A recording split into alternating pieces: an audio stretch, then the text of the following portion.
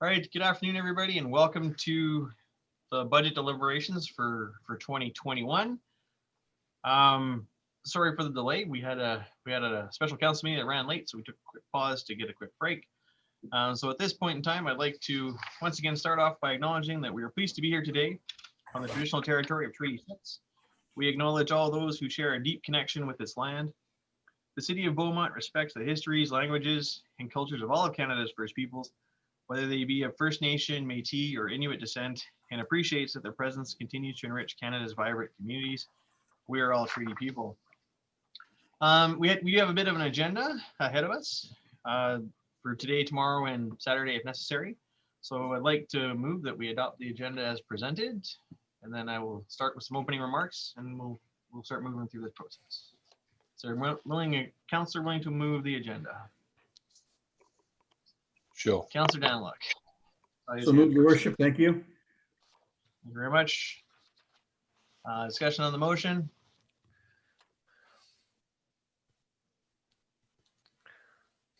Seeing Councillor Monkhouse-Swing.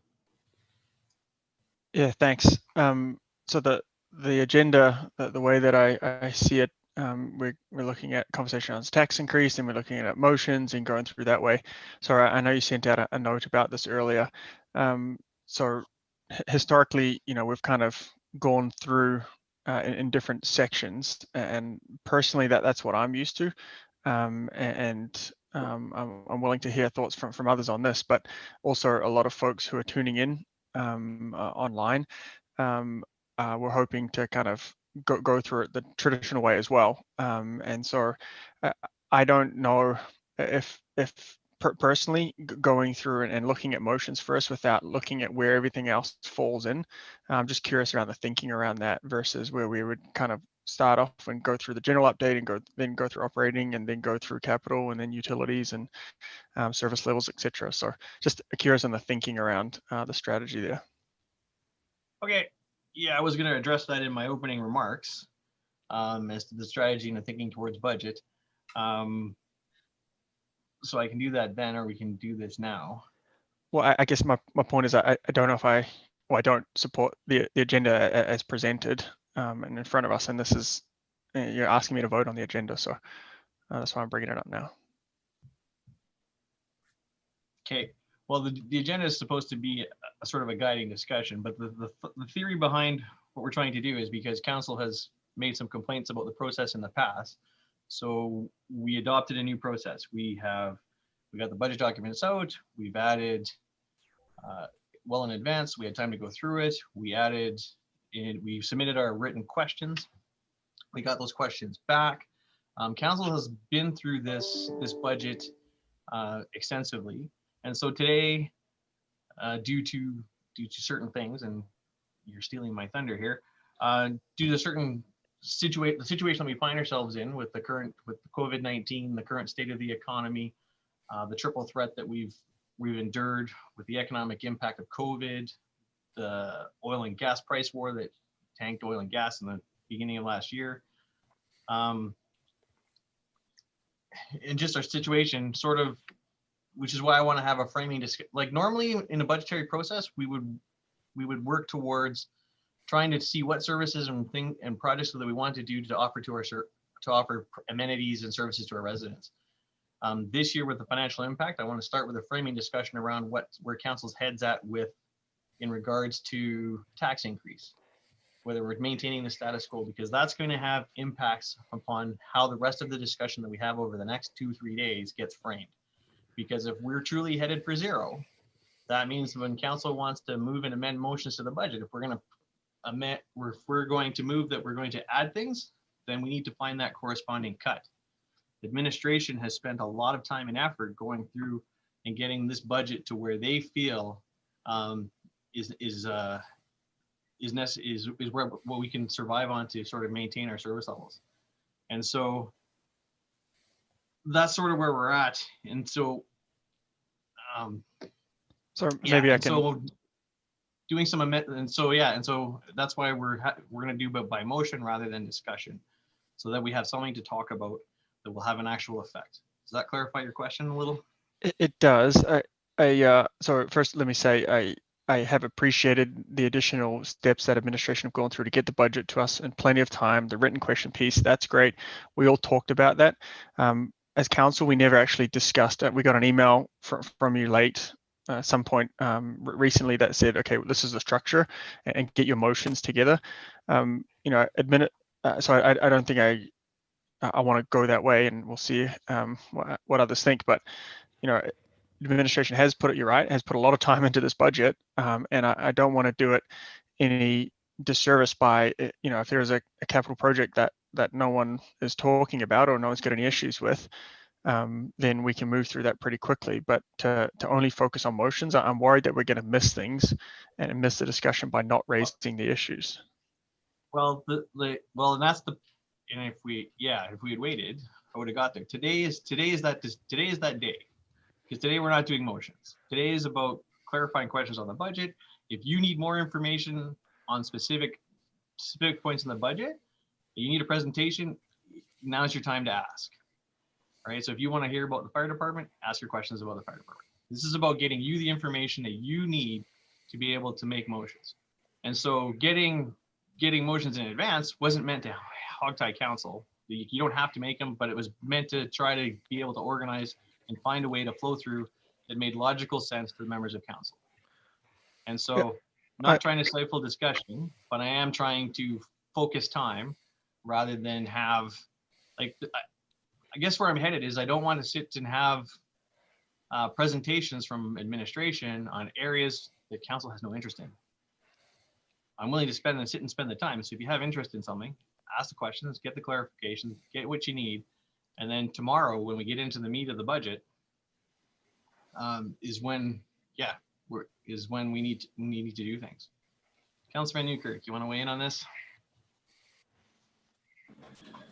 Yeah, I'm trying to decide when to ask these questions. I guess we're into it now. So you know, I think even if you're going to take the motion route, there still needs to be a methodical way that we go through this. Maybe you could just speak to how you were thinking of getting those motions, right? Are we just shotgunning them? Are we starting at the beginning? Are we starting at the end? Are we doing capital, then operating, then services? And if we do, in what order are we doing them? You know, public is going to want to hear justification from administration as to why some projects are funded. We'll want the opportunity to answer those questions. I'm hearing that's today. Maybe you could just speak a little bit more to the actual process of how you're going to go through it. I was going to start with clarification's question, but basically I have it in operating, capital, and general motions.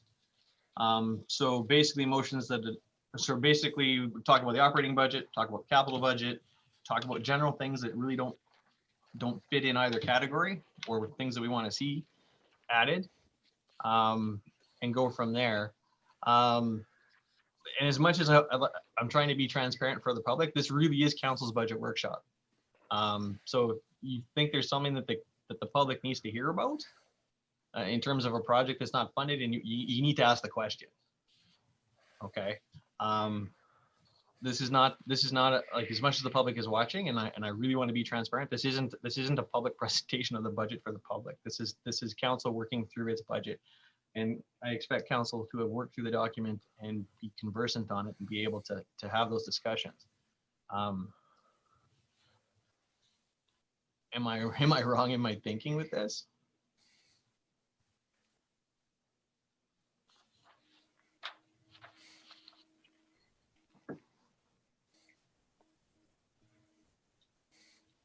Maybe sorry, I was just going to jump in to fill the dead air, but other folks put their hands up, so I'll stop.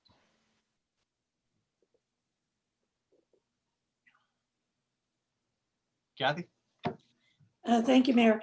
As much as I do appreciate that it's hard to tell from the agenda exactly how the discussion is going to go, I think my understanding is that during number one, clarification of answers from council budget questions, it would make some sense to go through it in order and the way the book is laid out. That's the part I would like some clarification on, Mayor, but I think if we did it that way, I may be wrong, correct me, Councillor Monkoff-Swain, if I am, but I think what you're aiming to get at would come through that number 1. Yeah, just the structure, like the budget we have in front of us is got different tabs for a reason, right? And while administration responded in the way that they came in, which I get, there are some questions in there that weren't about the budget process. There were some that were about page 4 and then skipped it, and then other people jumped back in. So I'm just trying to get at, and sorry to derail your process here, Mayor.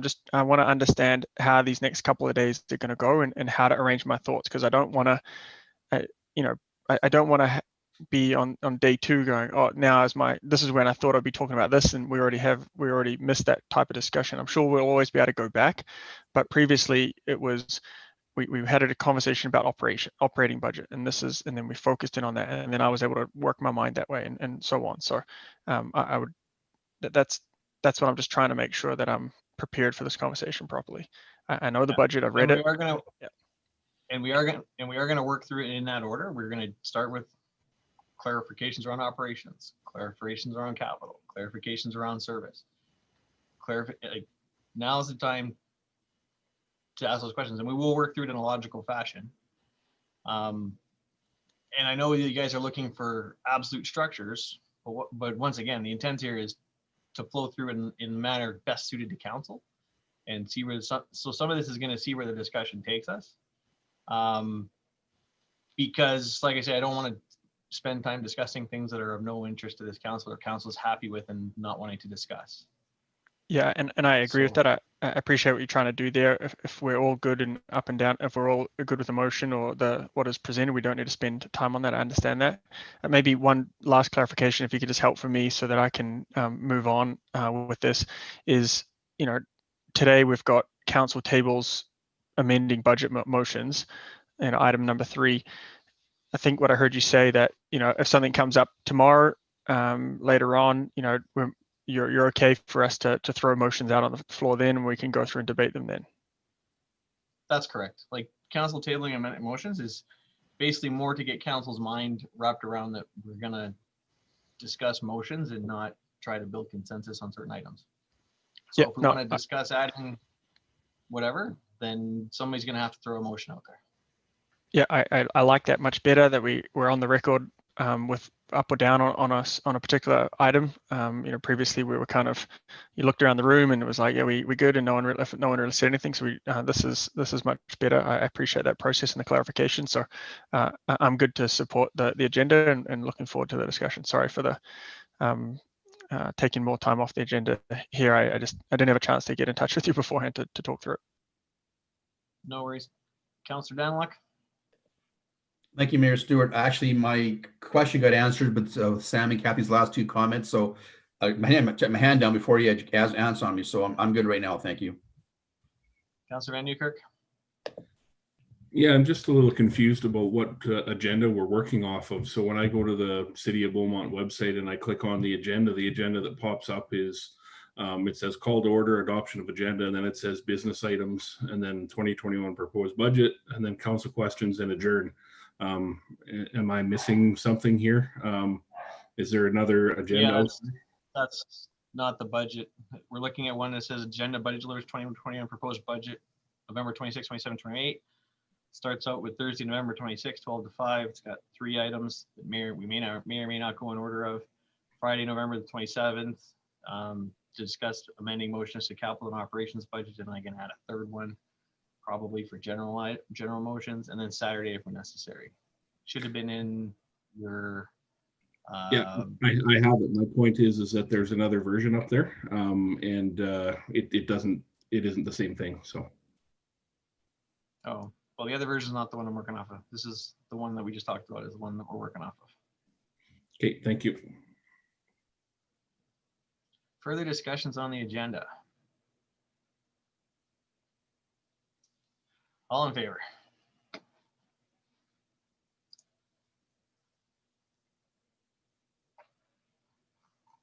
That carries unanimously. Thank you very much. So as I was saying, some of my opening comments got stolen thunder. But today we're starting our budget process in a time of where Alberta and its citizens are in a period of intense stress. We have the triple threat of COVID. We have the economic impacts of that. We have the collapse of the oil and gas industry due to the price war in the Middle East. And we've had economic contractions. And so as we're moving through this budget, we're also getting letters from other orders of government telling us that our transfers are going to be cut in terms of grants, and that we can expect rollbacks. They're also regularly sent us letters over the last 6 to 7 months telling us they're going to take more of our revenue and charge us more for services like policing and fine revenue and things like that. We're also hearing largely and loudly from the provincial government and our residents and anybody that can bend our ear that our taxpayers are strapped. They cannot afford anymore. So we're also hearing about cutting red tape and doing those sorts of things. So it's an interesting time we live in. It's also, all of these factors have also led to some of the highest unemployed numbers that Alberta has ever seen. I think we're sitting at 12%. When you add in the structurally underemployed, it gets closer to 20%. And so as we move forward, like I say, we're trying to be able to provide municipal services in an era and a time when we can't necessarily rely on other people, and people are hurting. And so that's why I wanted to have this. That's why we sort of wanted to change the process a bit. So we got the document, we submitted our questions, we received the answers, and so today we're going to start out with a framing discussion surrounding where we want to see the tax increase go, because that's going to set up how the rest of budget will go. So if we want to add something, through the written questions, council was really into, like a lot of council members were advocating for 0% increases, and there's ways to get there. But if we want to be able to have a 0% increase and we want to truly stick to that, council needs, if we're going to add, then council needs to find the corresponding cut to something to make sure that the revenue, that the expenses and the revenue are neutral. Which leads back to what I was talking about amending motions. So we'll amend the budget by motion. That way we have something to discuss about. We can give it the thumbs up, give it the thumbs down, and then sort the consequences out, and we're all good to go. Is there any further questions on what we're going to go through today? So before we get into the framing discussion surrounding tax increase, Councillor Danluck. Thank you, Your Worship. I'm just going through the agenda as you proposed, and I was of the assumption that the list of council questions that were answered by administration and published to the general public as well, we're going to go through those budget question answers, because some answers I got were fairly clear, but not 100% clear. So I was wondering if you were anticipating allowing us to go through all of our answered questions first before we get to the potential tax increase. That's how I read the agenda. Is that still your way of proceeding? Because I know I have a couple of questions on the answers I got that maybe weren't as clear as I thought they might be, or I need to clarify the answers for my personal satisfaction. No, that the intention is to go through to get clarification on the questions, but right. The intention is to start with a framing discussion around tax increase. And then, the intention is not to go question by question through 180 questions. No, agreed. Not 180, no, just ones that we need perhaps clarification. I may have two, you may have two. Yeah. Because honestly, I don't need, I have some questions myself, but I don't need answers to that to figure out, to know where my head's at in terms of tax increase. So I'll open it up to members of council. Do you want to have clarification questions first? Or do we want to talk about where we're sitting?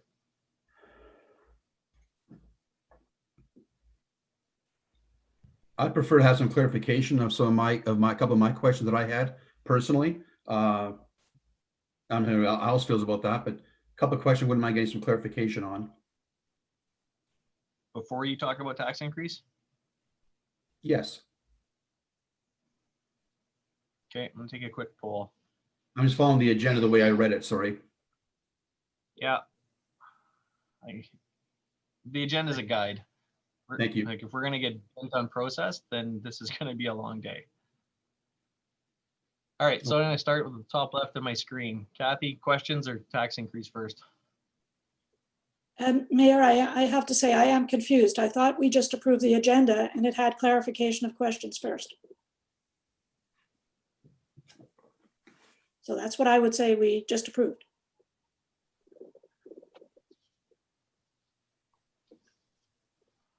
Am I Okay. wrong? Councilman Gosselin? Well, we approved doing those 3 items. And like I say, I'm looking for some flexibility from council here. Like I say, if we're gonna get caught on process, like we can do the process thing and that's fine. Mayor, what I'm hearing people say, at least two of our colleagues right now, is that they have questions which will affect their stand on the 0% increase. Yeah, and I'm just trying to figure that out. So We 2, won't know till we get the clarification. okay. All right, so let's go through this a little quicker. Thumbs up questions first. Councilor Hendricks. Sure. However you wish. Let's go. Okay. All right, so before we got caught again, I was going to open it up to the CAO to give a couple of opening remarks if you wished in terms of budget. What I would add is, following along the discussion here, and as we've talked about this before, there's some, in my opinion, which I'm not allowed to share, setting a tax rate before you get into the bulk of the discussions, I'm going to caution is probably not the most effective approach on looking at a budget. I think it needs to look at the service levels and look at the spending and what council wants to do, and then chunk that back down. But I'm sure we can get there this way. The only opening remarks I would make, and you've covered them off, Mayor Stewart, is this is an extraordinary year. I thought Mr. Dowler's answer to the question the other night about do we take all of that into consideration when we put a budget together for next year, and his advice is no, we don't budget. It was a great question, and I thought the answer was very powerful. We're not doing that. We are planning as if status quo 2021. If we start making significant reductions in anticipation of things like rec centers not being open and so on and so forth, then we will shrink our budget to a point that in 2022, when we hope things are back to normal, we're going to get ourselves into significant tax rate increase. And that's not fair to our taxpayers.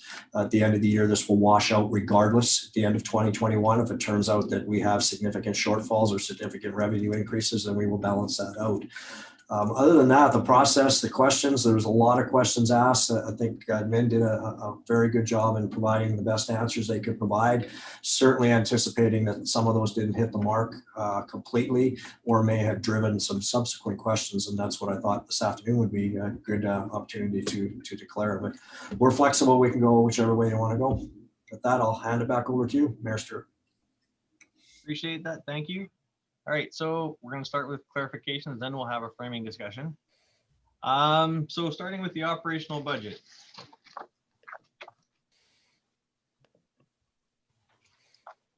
Did Mr. Dowler want to make a few comments on the operational budget, and then we'll open it up to questions from members of council?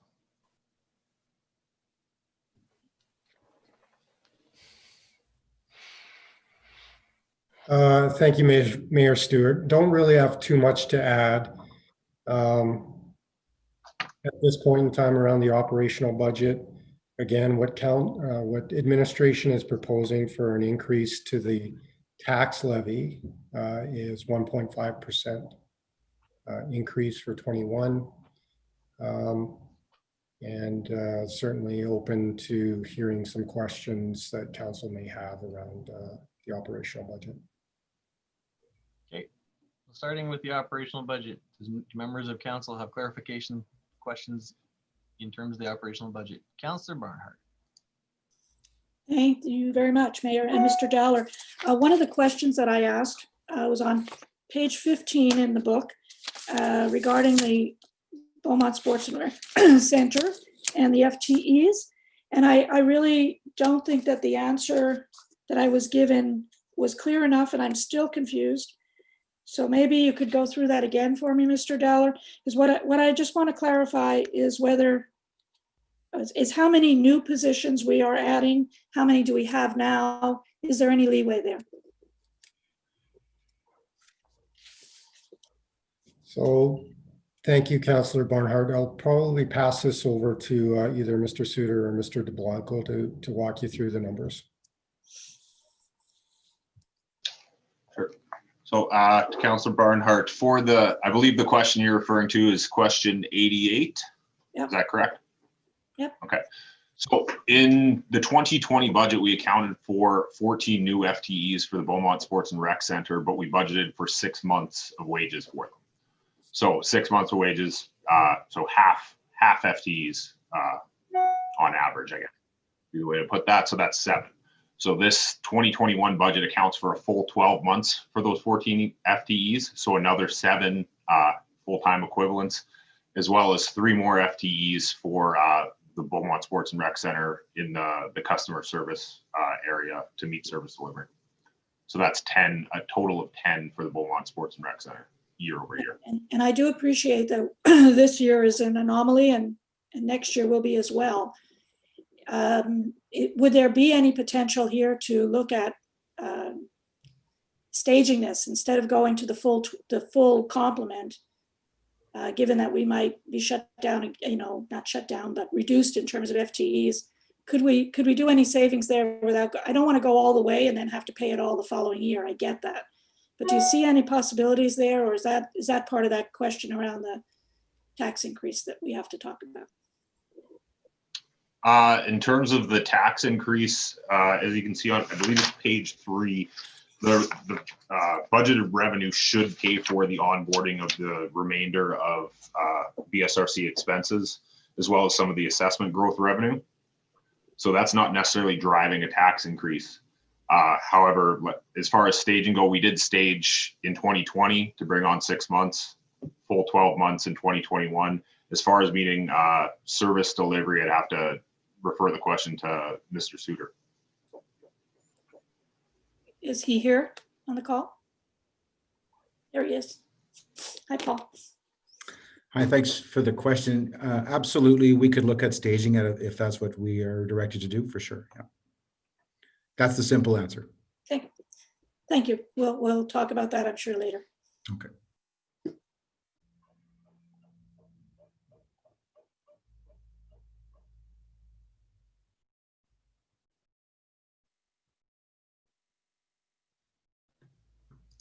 Apologize, I didn't unmute myself. Councillor Danlock.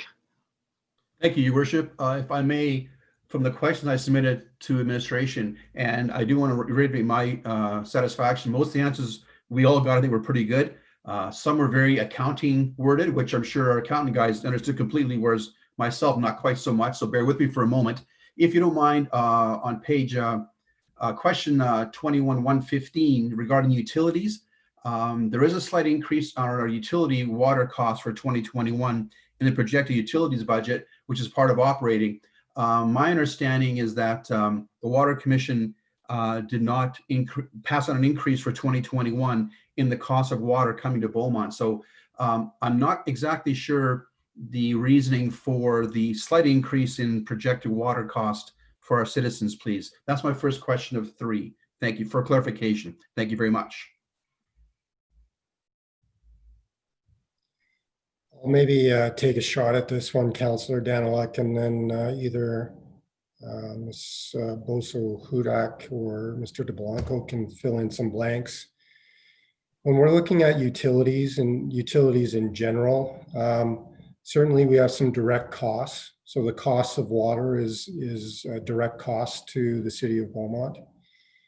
We also, within a rate structure, need to make sure that we're charging residents the appropriate amount that will allow us to replace infrastructure.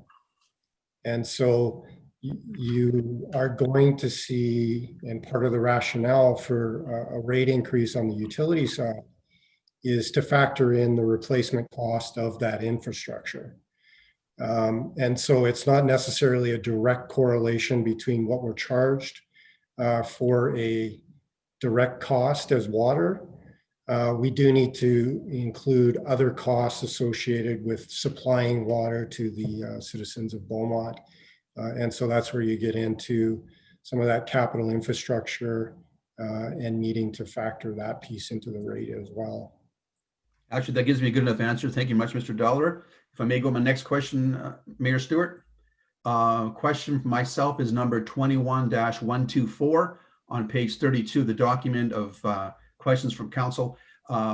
Regarding the fire expenses projected to be down by 217,000 and change. And I asked for clarification of what that was. And then I was, the answer, it talked about reserve transfer. So to clarify here, perhaps it may be Mr. Cook's answer possibly, but so we're not looking at any kind of reduction in training for our firefighters, no reduction in terms of equipment purchasing. It's more, pardon my French, more of an accounting transfer, because my first interpretation of the budget was that we're going to be reducing our fire services training or some way and form of reducing our firefighters' ability to do their job. That's not exactly the answer I got. So can you clarify the answer, please? Or my interpretation may have been wrong when I first read the budget, please. Excellent. Thank you to Councillor Denelec through your worship. Thank you for the question. Excellent question. I can assure you, no, there is no reduction whatsoever to any equipment purchases, any training, or the a reduction in service levels from this transfer that will be impacted or be felt by our fire service. This was solely a transfer of funds to help address the COVID-19 response. This past spring, disaster services is the budget area where that occurred in, and it is captured underneath the fire services budget. Perhaps Mr. DeBlanco can fill in a few more blanks if necessary, but again, to answer your question, no, there is no reduction in services, no reduction in training, and the equipment will continue to be purchased. Actually, Mayor Stewart, I require no further clarification from Mr. DeBlanco. I'm good with that answer. Thank you very much. My third and last question at this point in time is 21-125, which is on page 33, the next page in the document. Talking about missile enforcement is going up by $378,000. The answer talked about represent the transfer automated traffic enforcement funds to traffic safety reserve of $725,000. So could you clarify that answer for me? Automated traffic enforcement to me means photo radar. Is how I interpret that that particular title. And if you could clarify how that is going into missile enforcement and what the money is going to be used for within missile enforcement, please. Excellent. Thank you to Councillor Danilek through your worship again. And I will be asking Director DeBlanco to help me on this one for the financial side of it. Automated traffic enforcement, yes, is photo radar. We did have a change in how the budget for municipal enforcement, where photo radar has traditionally been captured, occur this year. There's been changes made there, and these transfers are reflective of those changes. Those dollars are now being captured in a reserve rather than being applied to the operating costs of municipal enforcement. Curtis, did I capture that correctly? Yes, that's correct. So it's just a little bit of a cleanup in the accounting treatment of how we manage the funds received for automated enforcement.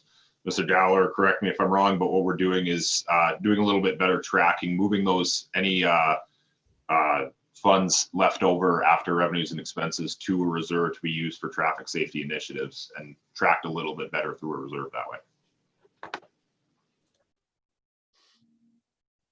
Okay, a follow-up question, if you don't mind, on the same topic.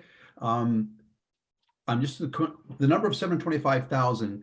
Can we drill down a little more on that? Because if I recall correctly, when Councillor Stout brought forward the photo radar discussion we had a number of months ago, my understanding was that the City of Beaumont's revenue from automated traffic enforcement or photo radar was around $250,000.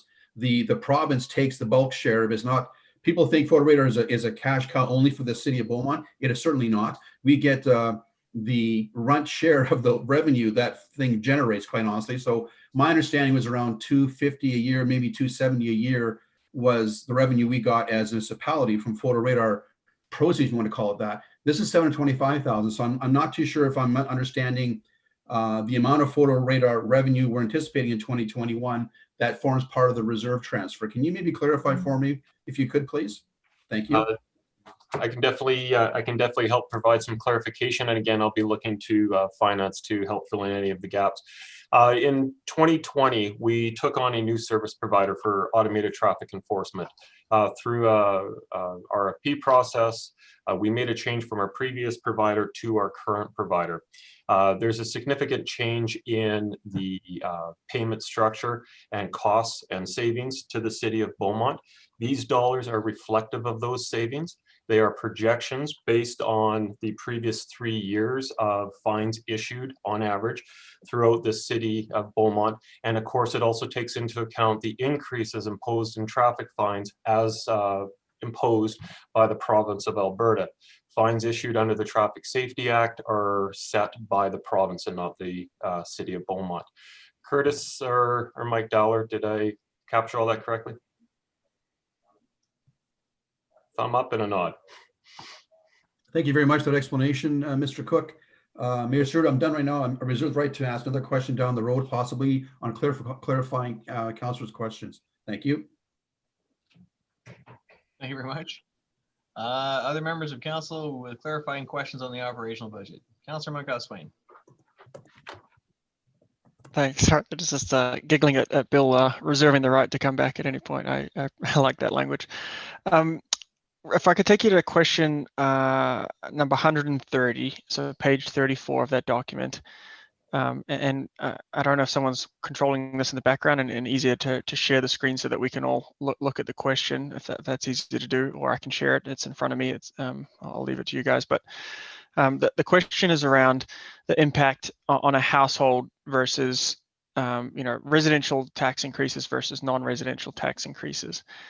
And the answer in front of me, I don't think I quite understand. I'm not challenging. I just don't think I quite understand what we're looking at here.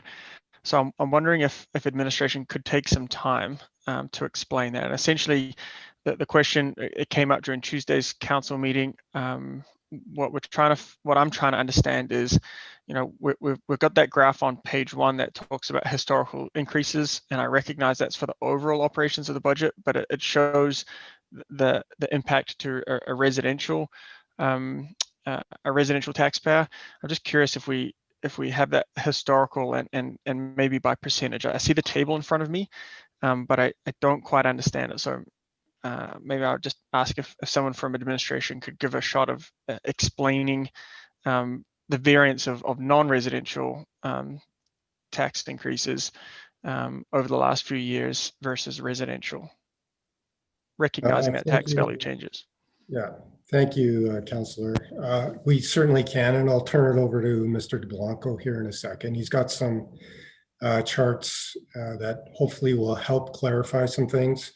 As you say, I know it came up on Tuesday night when the chamber was in front of council. There's a number of questions from councillors around non-residential rates. And so I think Mr. DeBlanco will be able to take everybody through what's happened historically on the non-residential side. And in doing so, be able to explain kind of the factors that are involved and some slight differences between a tax rate increase or an increase to the tax rates, an increase to the tax levy, and how assessment numbers play into this whole equation. So I'll let Mr. DeBlanco take it away. And if you guys are planning on addressing this later on in the process, some point, I'm happy to defer that. I just, if this is the time to do it, great. But if you figured that it was coming up at a different point, I'm happy to defer the conversation. No, I think now's good. We were prepared for the question, so now's as good a time as any. So I'm just going to share my screen really quick if I can figure this out.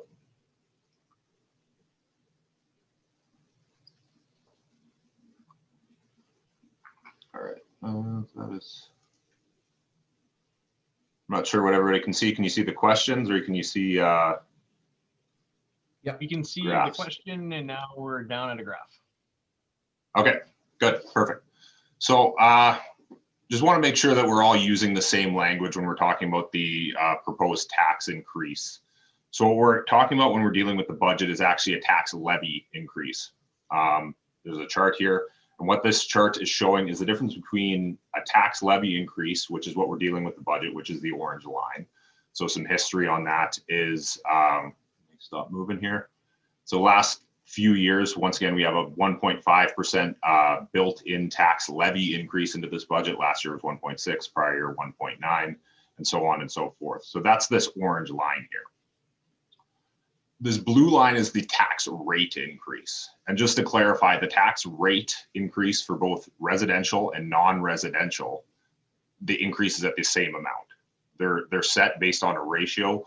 That ratio is that the non-residential tax rate is 1.4 of compared to the residential rate, and it's been that way for at least 10 years. Once again, manipulating that rate, we can talk about that later in the budget if it's council's wishes, but that would come as part of a taxation policy.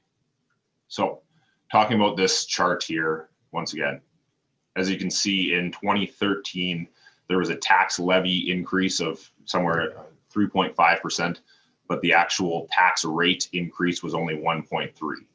So the reason for that is because of assessment. So this chart here shows the City of Beaumont's assessment from 2013 through to 2021.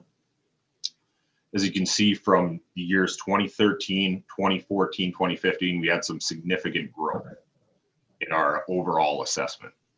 So when we have significant growth in our overall assessment, and I should clarify, this is market value assessment, not necessarily real growth, but it's likely both. What happens there is because there's so much more assessment, the tax rate does not need to increase proportionally to the tax levy increase.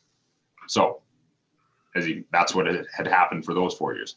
Then we look at a year like 2017, where the assessment for the overall City of Beaumont actually took a dip downwards. So what happens there is we have less assessment to tax off, but still in 2017, we had a tax levy increase of 2.6. So right here is 2.6, but because our assessment went down, our tax rates need to increase. So our tax rate increase was 7.47. So that's why you see it go up here. Scroll back down to this, 18, we had more growth, and then make sure you guys can see the whole chart here. 19, 20 kind of levels off. So that explains why, okay, once again, our tax rate increase was below what we budgeted for a tax levy increase. And then in 1920, because of the level off, was actually slightly higher. So if we look at this table here, in some instances, even though we've had a tax levy increase, we've actually had tax rate decreases. So I just want to clarify that on both residential and non-residential, the rate increases are the same. There's no additional rate increase for non-residential based on any of the tax levies. When we talk about the 1.5% that is in this, because we don't receive our assessment numbers till the spring, we're assuming, at least for the purpose of this budget, that the tax rates are going to increase around the same. That's why the points here are the same. One more table I'll bring up here. This is the actual tax assessment. So once again, there's no dips because every budget that's been brought forth, the tax levy has been a rate increase between 4 and 1.6%. Once again, this graph shows the change in, this quote, this is wrong here. This is the tax levy. Once again, looking at the table showing residential versus non-residential, 2013, we're at 94%, about 5.6%. Our non-residential is increased to there, which is 7.7%, with our residential at 92%. And that's on assessment. When we talk about levy, because our rates are set at a 1.4 ratio, the non-residential assessment pays for 10.5% of the budget, whereas the residential pays for 89.5%.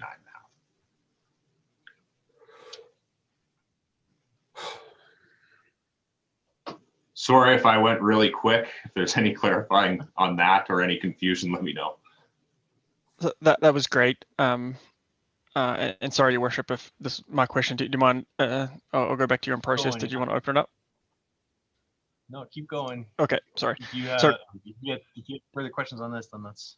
Yeah. So first of all, thanks for the explanation. And maybe you can do a little 1 minute, 3-minute video of that and post it up online so that whenever we get these questions, I can just send them a link to you to explain it versus me. You can be the star of this.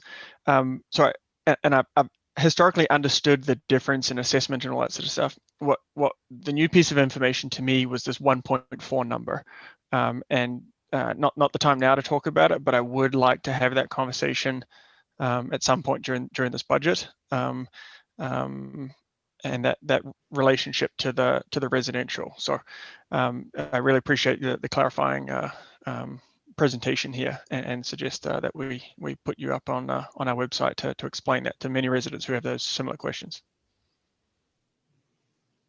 Do you have another question, Councillor, on a different item? Might as well keep going.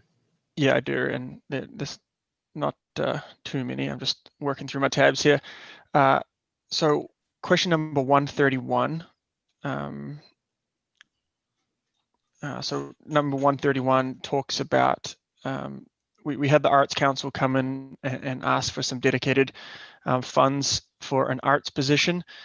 That the response, and so basically my question was, I didn't see that in the budget. I didn't see that as an up or down item. We saw a health and safety officer in there. I didn't see an arts position unfunded or funded in the budget. So my written question was just to get some explanation around that. The answer I got was that community services is looking at reallocating from within to provide support to this type of role. So I guess my question now is, we say we're looking at it. Is that something you're, I guess, looking at it you're always looking at things, right? And so, we heard a presentation from the arts. They said that, in order for them to execute their work, this, and to promote arts in our city, this would be an important position. I was interested in having a conversation today, but if the answer I've got in front of me just says we're looking at it, I can't really do much with that. So maybe some explanation around what are we looking at, and how do we have that conversation around whether this resource will actually be able to help support our arts or not. I'm afraid in a year we come back and it said, well, we looked at it, but we didn't find any value, or we didn't do anything with it. So I'm just a bit confused by the answer. I can try that, Your Worship, through to Councillor Munkhoff-Swain. Yeah, I agree. That's a very vague answer, I suppose. But we just recently got a job description, a tentative one we're working on. And at this point, we see some opportunity to rededicate some casual hours potentially into a position. So at this point, I was hesitant to ask for an FTE when I can see opportunity from within to fund that position. So that's really what we're looking at right now, is tailoring it down to what the role is going to be as a full-time position potentially, or at least morph into one. But I think we have opportunity within our hours. We're just evaluating some positions right now internally, and that's why I alluded to that. Okay, thanks. So if I don't want to put words in your mouth, so tell me if I'm not understanding correctly, but is it fair to say that administration sees value in having someone more dedicated towards our arts community? We think we can do that internally, repurposing some existing staff versus requesting a new FTE. Is that? That would be absolutely correct. Thank you. Okay, thank you for that. One last question, Your Worship, and I'll pass the mic on. Question number 135. So this is to do with child care fees and increases. I think Councillor Barnhart asked a very similar question. So this year we're talking, and I'm sure I'm not going to debate, 10% now. I just want to get clarification on the answer. So we're proposing a 10% childcare increase to childcare fees this year, and I'm curious as to traditionally we've provided there's been a kind of a 3% increase, which I think is more reasonable. First of all, I don't know if anyone is aware of this. If you're not following the budget closely, 10% is a pretty significant hit, but I'll try not to debate this in my question. The answer that I got back is that the explanation was to meet the council policy of 80-20. During those long conversations, it was my understanding that we were pretty close to 80-20, if not a little bit more than 80-20 because of some attrition potentially. So I'm just curious on the 7% jump, is that a result in just less revenue because we don't have as many folks attending the childcare services? I'm just curious around the reasons behind the 10%. I thought we were higher than 80%, 80-20. But if I'm looking at what you're putting in front of us, it seems to me that you need an additional 7% increase traditionally to get up to that 80-20. Is that a fair summary? Your worship, through to Councillor Monkoff-Swain. So based on the discussions at the January 14th council meeting, where a motion was made that we were to become more financially or fiscally responsible and look at actually attempting to eliminate the subsidy that we were providing, taking that into consideration and taking into consideration only a 3% fee increase, that wasn't going to be enough to get us to that 80-20 funding policy. We were going to sort of be on the edge, about 79%. So in looking at the budget further, we determined that with a 10% fee increase, and particularly given the situation with COVID, where we cannot operate at full capacity right now, we're not sure when that will change, that we would need to do a higher increase than the traditional 3% to get us closer to, well, to certainly 80-20, but inching towards that 90-10, which is what council had recommended at the January 14th council meeting. Okay, so thank you for that. That answers my questions. I've got lots of comments about that, and I'll save that for when we get further down the road. But I appreciate you answering the question. So I'll, as my esteemed colleague, I'll reserve the right to come back at any point. But I'm good for now. Thank you. All right. Councillor Stout, followed by Councillor Hendricks. Thank you, Worship.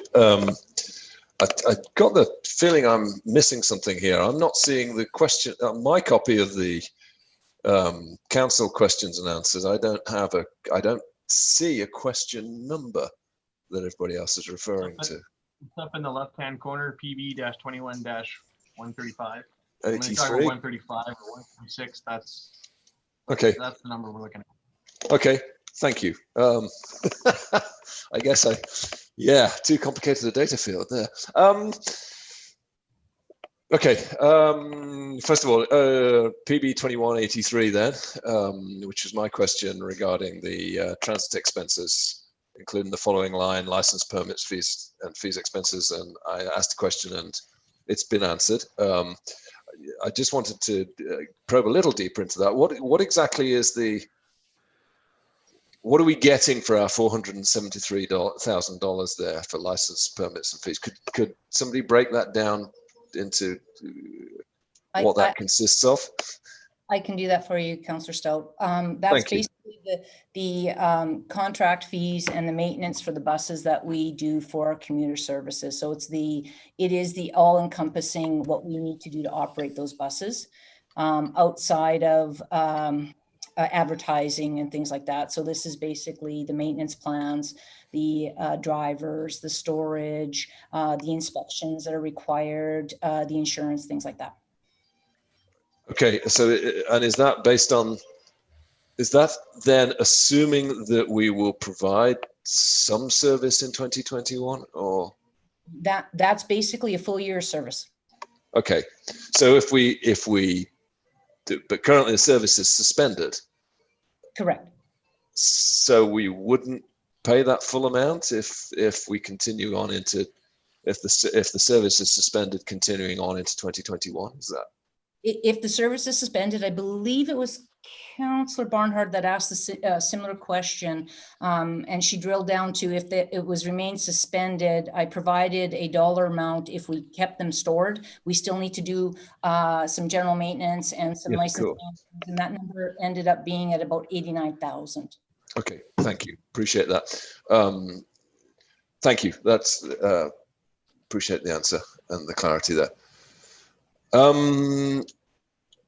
Continuing on from, I got a couple of questions that aren't really related two questions I want to ask, and I'm not sure if this is the appropriate time. So rule me out of order if they're not. First one is that the landfill, the Leducan District Regional Waste Management Authority, the landfill authority,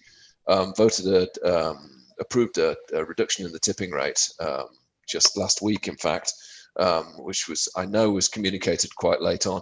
Does that have an impact on our budget? I imagine it's a fairly small one, as the reduction was $2 a ton. I can answer that for you, Councillor Stout. And is it in, where can I find it in the numbers? You won't be able to see it in the numbers. It'll be something that we'll have to adjust. There'll be a savings of 8,500 for the year, based on the same tonnage that we typically do. Okay, so that's application. Okay, so that's not a big enough amount to affect anything like tax rates, unfortunately. But okay, thank you. And the third thing I want to ask, Mr. De Blanco, did those graphs and charts that you presented regarding the tax levy and the tax rate, are they in any of our documents? I hadn't seen those before, so if they were, I missed it. No, they're not in any of the documents.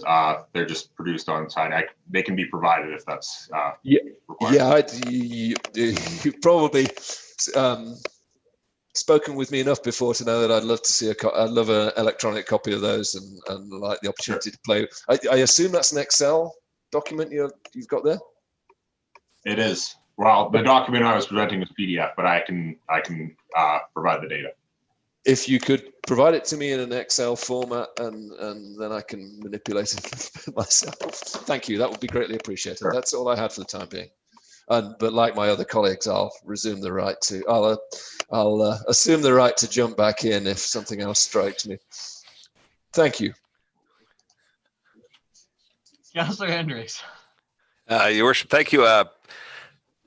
Just want to stay on the topic that Councillor Sam Swain was on with Mr. De Blanco, and the graphs with respect to taxation and levies, and how the levy package and say the tax rate followed each other. We have had years where we've been in the negative, where we actually had a reversal in taxes as a result. And I've been on a council or two that did that, and mainly because of growth. So if you have a significant growth rate like Beaumont has, I think we're one of the fastest growing municipalities in Canada. As you bring on more and more assessment value, obviously that works into the pot and helps, as they say, spread the pain around to deal with operations. And as that happens, you have the opportunity to either maintain your current levy and concurrent mill rate, or reduce it or increase it and you may have to increase it because there's other things you got to put online, like we've had to with respect to the new rec center, because we've had a lot of growth and we've got a lot of new people in Beaumont, and they need facilities, they need other things.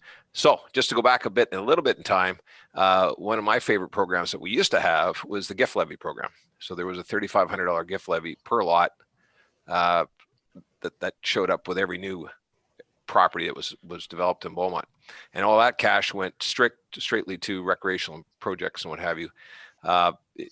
It was discarded at some point and hasn't followed since. But that program, I thought, really triggered dollars towards specific items that were as a result of growth, as a result of pressure that was being brought into the community with respect to all this additional, people and things. So now we have the offsite levies, which of course in this document, we're not going to expending any dollars on offsite levies. Nothing's budgeted because of the county rules, but you can see how important those levies are and process.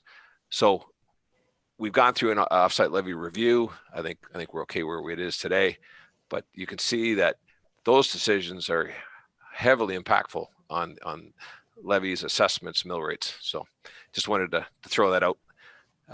But my favorite levy program all time was the gift levy program. So thank you.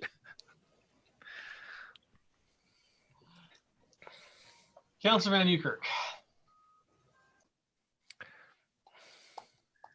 Yeah, I'll pause. I'll just keep listening here. Okay. All right. So we've been through the lineup once. So I have a couple questions of my own in terms of transit. My questions being, I know we just recently sent out some RFPs. Have we got the results back, and are those results reflected in the document we have in front of us? Mayor Stewart, I can answer those. No, the results are not reflected in the document. So you will be seeing an amendment with the proponent for the commuter service with the $20,000 reduction. If you look on page, a second, 73, I believe it is. On 73 of the document, it's indicating the 473,000. We would see a $20,000 differential, and the net deficit would end up being 371,500. Sorry, you lost me. Do that. Oh, if you look at the line item that indicates 473,000, Councillor Stout had asked me about clarification. We had the RFP came in at $20,000 less than our services currently, which would start January 1st. So we would come back with an amending amount of $20,000 less for that amount. So it'd be $453,000 on that line item. I guess my next question. So that's if we wanted to maintain the status quo. Yes. Did we explore any other options? For example, did we talk to the city of Leduc to get their Route 1 extended into Beaumont and see what that cost would be? And do we have an opportunity to have a service level discussion on transit before we sign this contract? And if not, can we get out of the contract? The new contract begins January 1st. We've started, we were going to award the contract that we have right now. We need still a place to store. We did not investigate going with a Leduc and having them extend theirs. That was not what we looked at. We looked at maintaining the same community service that we had currently, anticipating that transit would eventually go back to what it was. Yeah, no, I agree. Transit eventually has to get restarted at some point. Which leads me into my next question is bus on demand. I know we had an RFP out there. Are those numbers back? Bus on demand it's a non-binding RFP that we did. And I believe it was Councillor Hendricks that asked that question. We had a lump sum number, but please note that that was a framework to get level pricing. So that was done, and it was, I believe it was 300. I'm just going to flip to that. If we went with the service that was bid, that doesn't mean we're going to go with that service. It was 300.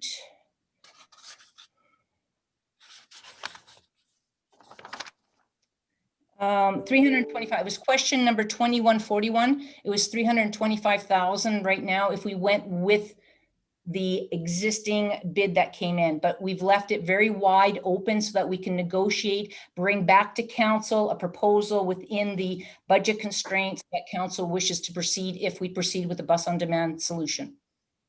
And next question, that number, sorry, go ahead. And neither one of these are connected. They're two independent contracts.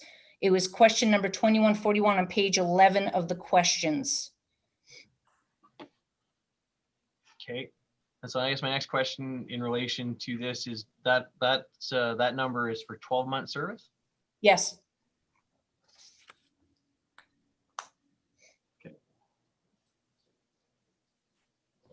Okay, that's all the questions I have in terms of the operational budget.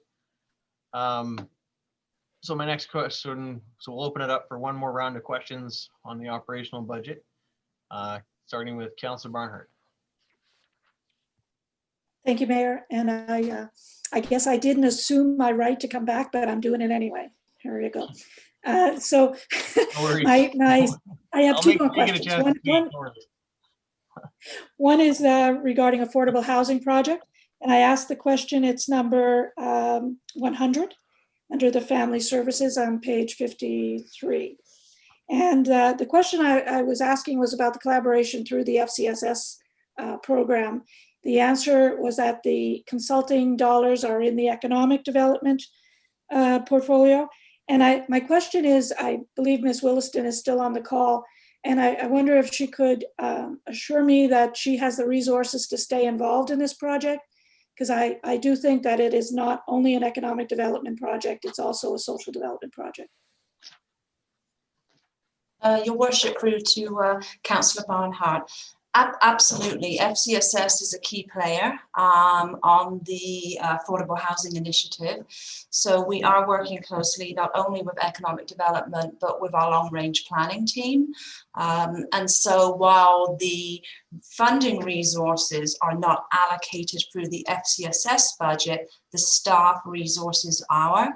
So myself and another staff, our partners at the table, are involved in the process. However, we do not require any additional funding in the FCSS budget to enable us to do that. That's great. I'm glad to hear that. And being on the chair of the Leduc Regional Housing Foundation, I'm very closely engaged in that whole initiative. So thank you for that. My second question is also for you, Ms. Williston. So please don't leave us. It's regarding the needs in our community regarding the pandemic, whether it's mental health, addictions, food bank, food security. And my question was number 101, and I was looking for some guidance here, whether or not additional funding for those organizations would be helpful.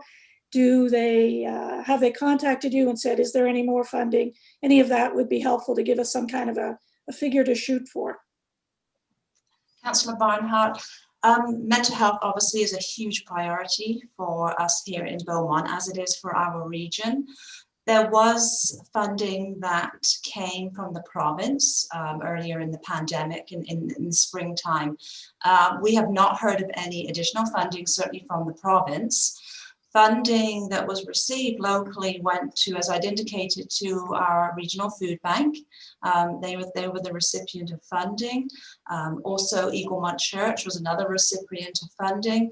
We are working with them on some initiatives, and they are currently using that funding to help support some of our more vulnerable residents and assisting with things like utility bills, maybe bills that are behind payments. So they are able, through that fund, to support some of our vulnerable residents.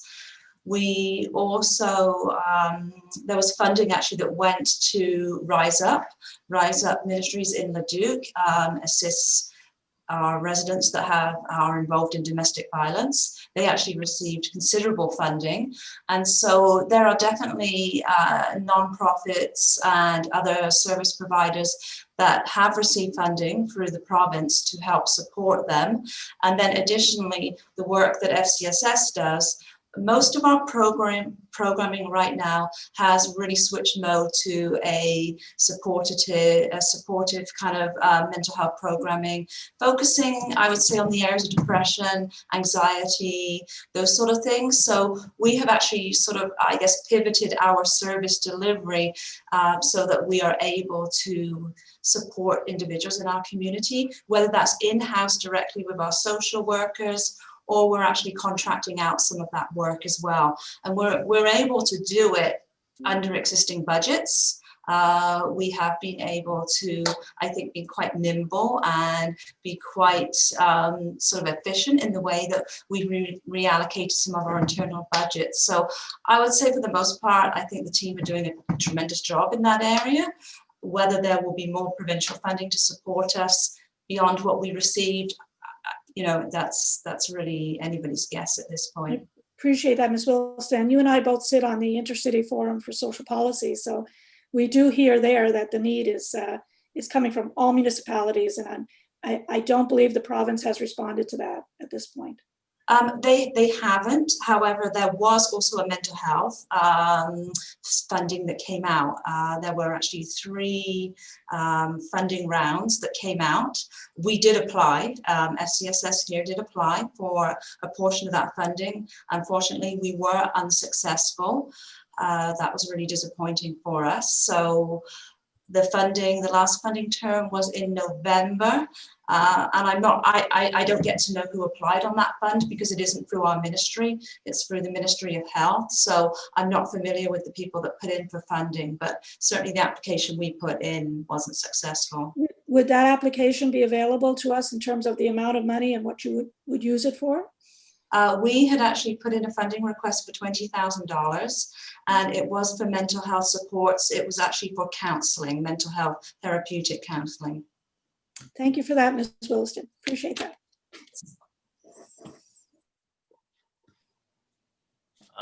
Councillor Daniluk.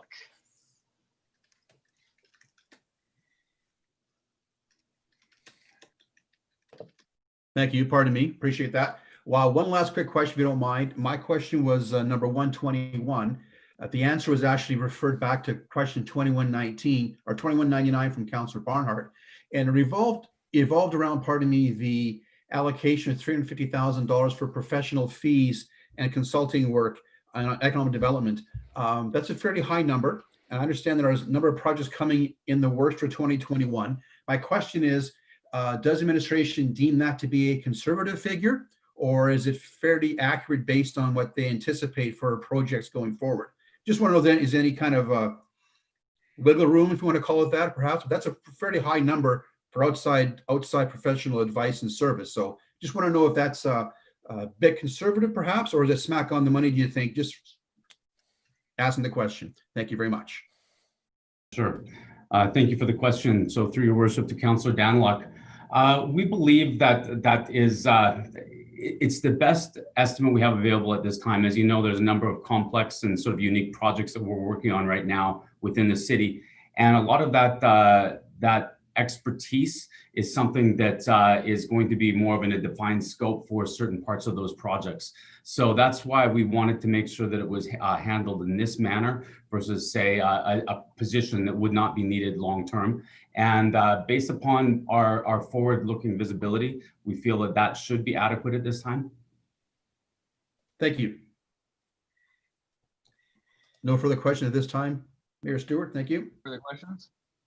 Councillor Hendricks? Yeah, just on operations side, on the expense policy for emergencies, if we could just get an update.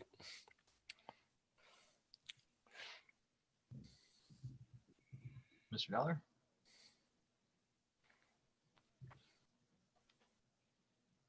Sorry, Councillor, I'm not sure I totally understand the question that you're asking there. Yeah, we were put through the emergency advisory process and told after training that we needed an expense policy for emergencies, and Beaumont was short of that. So during the last budget process, we were going to put something together, and I'm just wondering if there's any update on that.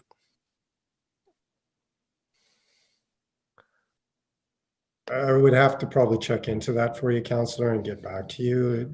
It likely, yeah, I'm not sure where we would be at with that right off the top of my head. So if I can, sort of the framework was, say something outside of COVID hits Beaumont, and now some significant dollars has to be obtained immediately. Beaumont needs a policy. Every community needs a policy that it can lean on for that type of an emergency, so those expenditures are readily available to those who need those dollars to offset whatever is happening at the time. So they said we had to formalize a policy, and that was back in, I had it in my notes from December 9th, 2019, that we were going to pursue that. So, but thank you. Chief Cook? Yes, thank you, Mayor Stewart, and through to Councillor Hendricks. If I can just build on that a little bit. Yes, that was back in the training we took with the Alberta Emergency Management Agency. You are correct. No policy has been drafted to date. I can assure you, though, next, I believe it is Tuesday, we have an audit taking place of our emergency management system, or a program that is a standard annual audit. At that time, I will be able to re-engage the field representatives for AEMA and confirm exactly the content of the policy, and I'll be able to bring that forward to administration at one of our meetings that's coming forward to council. Great, thank you. Yeah. Okay, so before we let Councillor Daniluk have round 3, is there another member of council that hasn't spoken yet, like round 2? Okay, all right, heading into round 3 of operational questions. This is going to be the last round, so get it in now. Councillor Daniluk. Thank you, Mayor Stewart. I do appreciate that. I am still in my mind digesting Mr. DeBlanco's very good explanation regarding the business tax question raised by Councilor Monkoff-Swain early in the conversation. But if I may just ask a follow-up on that slightly, I understood the explanation as best I could, digesting it still somewhat. But as council knows, we increased property taxes approximately 1.8% in 2019 and 1.6% in 2020, the current calendar year.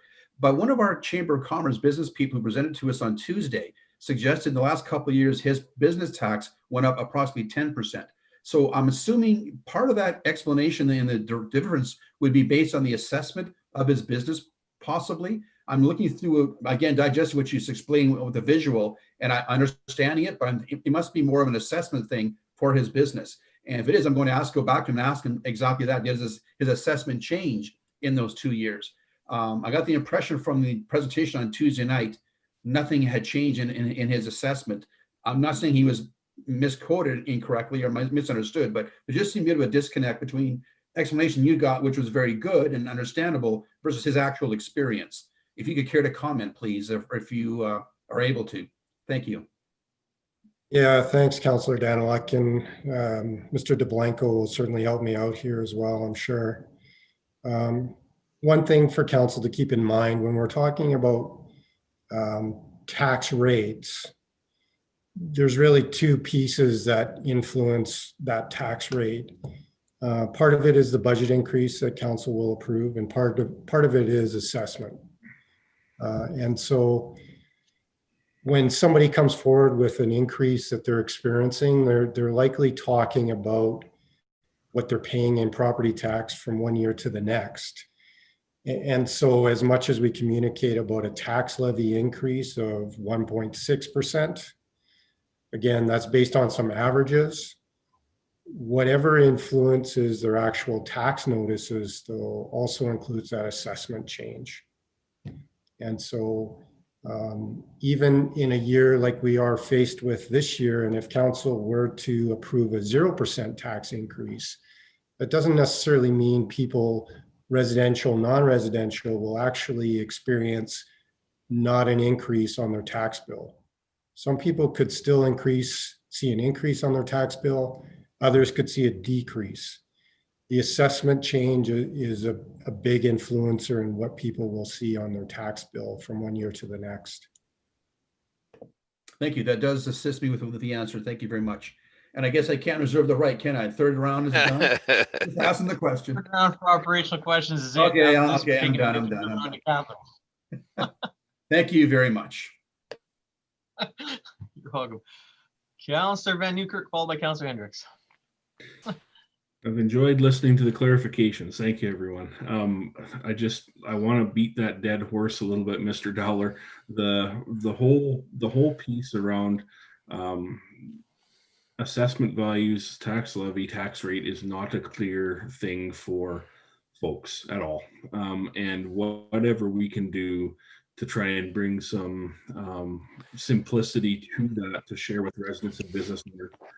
I suggest a connection with the Beaumont Chamber of Commerce around this conversation, because those concerns funneled into them and made their way to council here. I think there were numerous questions from councillors down this road here. And so as a matter of clarification, because I think that's still the point we're at, we're still going to need some, beyond this, the community is still going to need some clarification here. So I think you get that. And I think I whacked the horse 4 times. So there we go. Certainly appreciate that, Councillor Van Newkirk. And as Councillor Monkoff-Swain did suggest, putting Mr. DeBlanco onto the website with his charming slide presentation may be one of those opportunities for us to help educate the public on, the relationships between a tax levy increase, tax rates, and then the assessment. And Mr. Berezowski may have some other ideas how we can, communicate a little bit better and hopefully provide some clarification to the community.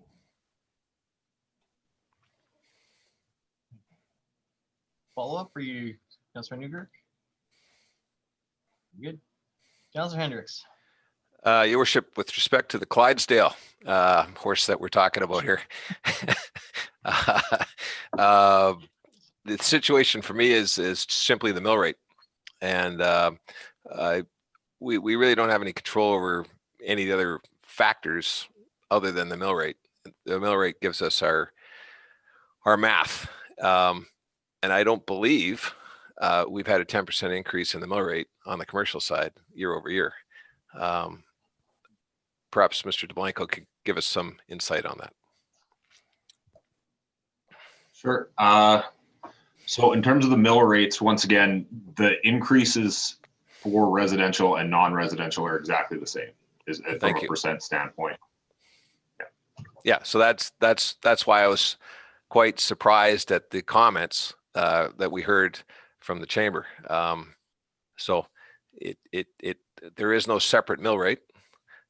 It is what it is, and we haven't had a 10% increase, at least since I've been on council. So thank you.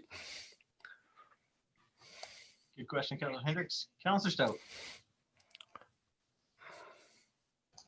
Thank you, Your Worship. I just wanted to follow on from that because I was also struck by the presentation from Mr. Hanchak at for the Belmont Chamber regarding the increases in business rates.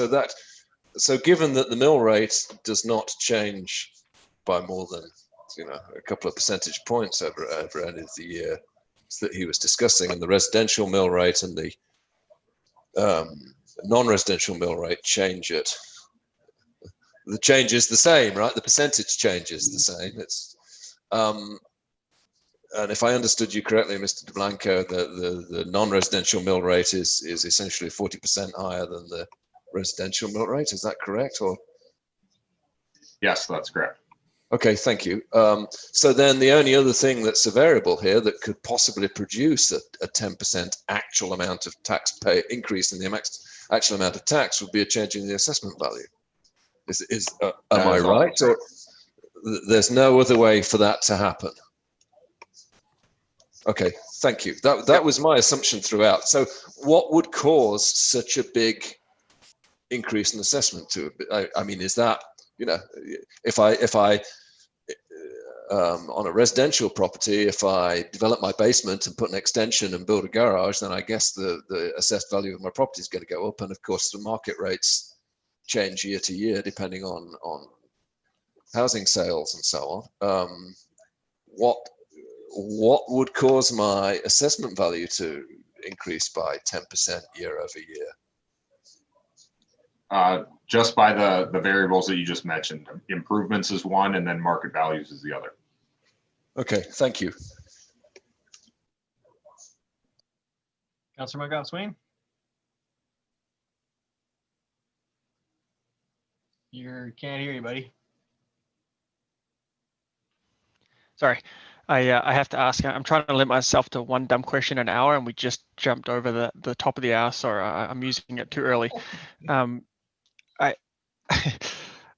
Do you mind if I share my screen quickly? It's showing the Beaumont website. Sure. So the comment came back that there isn't a different rate for residential and non-residential. So when I go to the website, and this is where I've tried to understand it before, residential here, ordinary municipal purposes, and I get all these different things down here, but we've got 6.7, non-residential 9.4. So just explain to me what I'm looking at here. How I get that the increase here, this matches up the same here. I get that. Could someone just explain the difference between those two numbers? And I apologize for a dumb question. So there are different property tax rates for residential and non-residential. Yes, the increase year to year is the same. So when we have a tax levy increase, I'll use last year as an example. a tax levy increase of 1.6, and then based on the assessment, the mill rates are calculated. That calculated a tax rate increase of 4.6. That 4.6 tax rate increase is the increase on both the residential and non-residential property tax rates was 4.6%. Yeah, so the difference here is this the 1.4 number that you were talking about that I'd like to discuss down the road. So that's the ratio between residential and non-residential is 1.4. Okay, so that's what I'm seeing here, the difference, or maybe this number is the 1.4.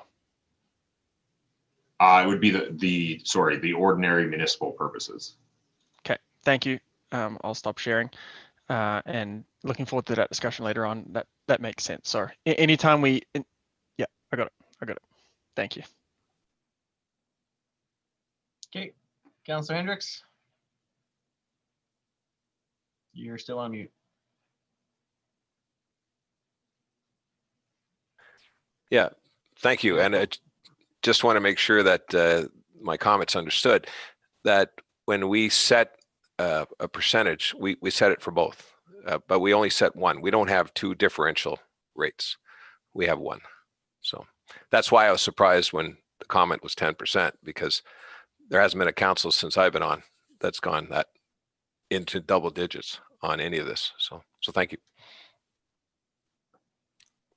Okay. Having completed now the last round, we will call a short break because we've now been sitting now for an hour and a half-ish. So take a quick 10 minutes, come back at 2:15, and we will start clarification.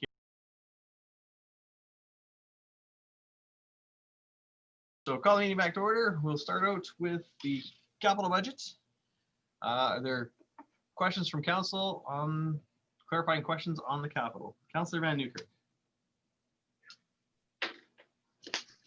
Yeah, thank you. I'm just wondering if you could follow me to question 161B, and it's around the playground and playfield renewal.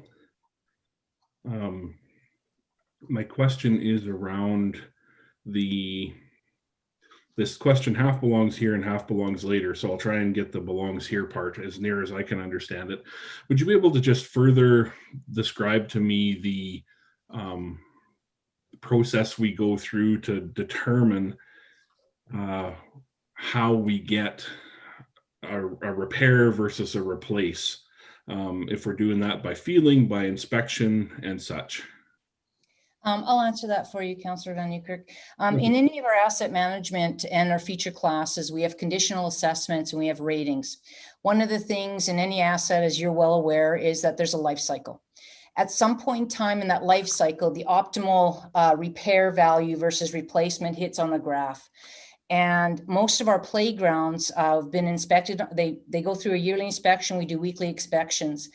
The playgrounds themselves, we look at the parts availability, the type of repair that's required.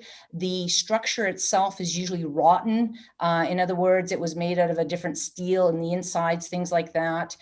So we do both some destructive, but a lot of visual inspections.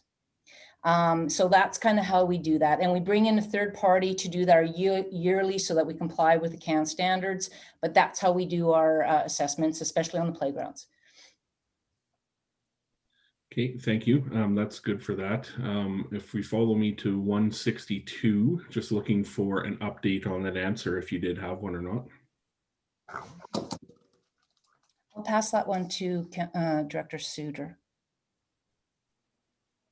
For your worship, to Councillor Van Newkirk, an update on 162 regarding the noise abatement. The contracted firm to come and do the independent testing is coming to BSRC tomorrow. I just got email confirmation a few minutes ago, actually. Thank you. Thank you. And probably another Mr. Suter question following me to question 165. I don't know that the answer I received there was specific to the question I was asking. In the Sport, Rec and Culture Committee meeting, we did see a little bit of a snapshot of some of the potential missing trail connections around the municipality. The answer to this question here kind of honed in on the Four Seasons Park area and those trails there, and the, you know, what the potential solution might be should that project go forward. Just wondering if you might be able to speak to the, you know, the other missing trail connections that have been identified around the community.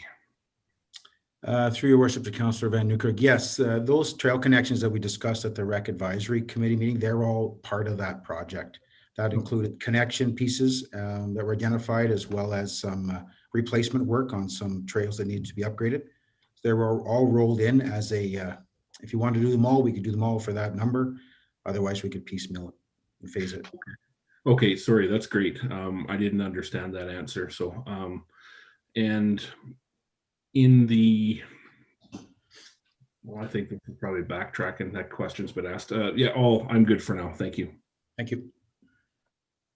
Okay, and just a further clarification, like this is your opportunity. You don't necessarily have to clarify answers of the written. This is your chance to ask questions of the capital as well. Councillor McGough-Swain. Thank you, Your Worship. If I could take you to question number 137. This is regarding the new football field, multi-use plus the trails. I think Councillor Danlick asked a similar question. I appreciate the answer that was provided in front of me with the breakdown. I just was curious if we were going to see a presentation during this budget on that project. What's the plan to discuss and debate that? Please, Mr. Suter. Through your worship to Councillor McGough-Swain, I had not intended to do a presentation. If that's something council desires specific on that project, I can try and pull something together possibly for tomorrow. So I appreciate that. I guess, so in short answer, yes, that is something I'd like, and I don't need you to go out and it doesn't need to be pretty or anything like that, but I think, you know, trying to get a good understanding of actually what's in and what's out of this project. We're going to be making a $3.x million decision potentially on that. You know, we have had the discussion, but it was quite a while ago. So I'd just like some clarification about what we're voting up or down on.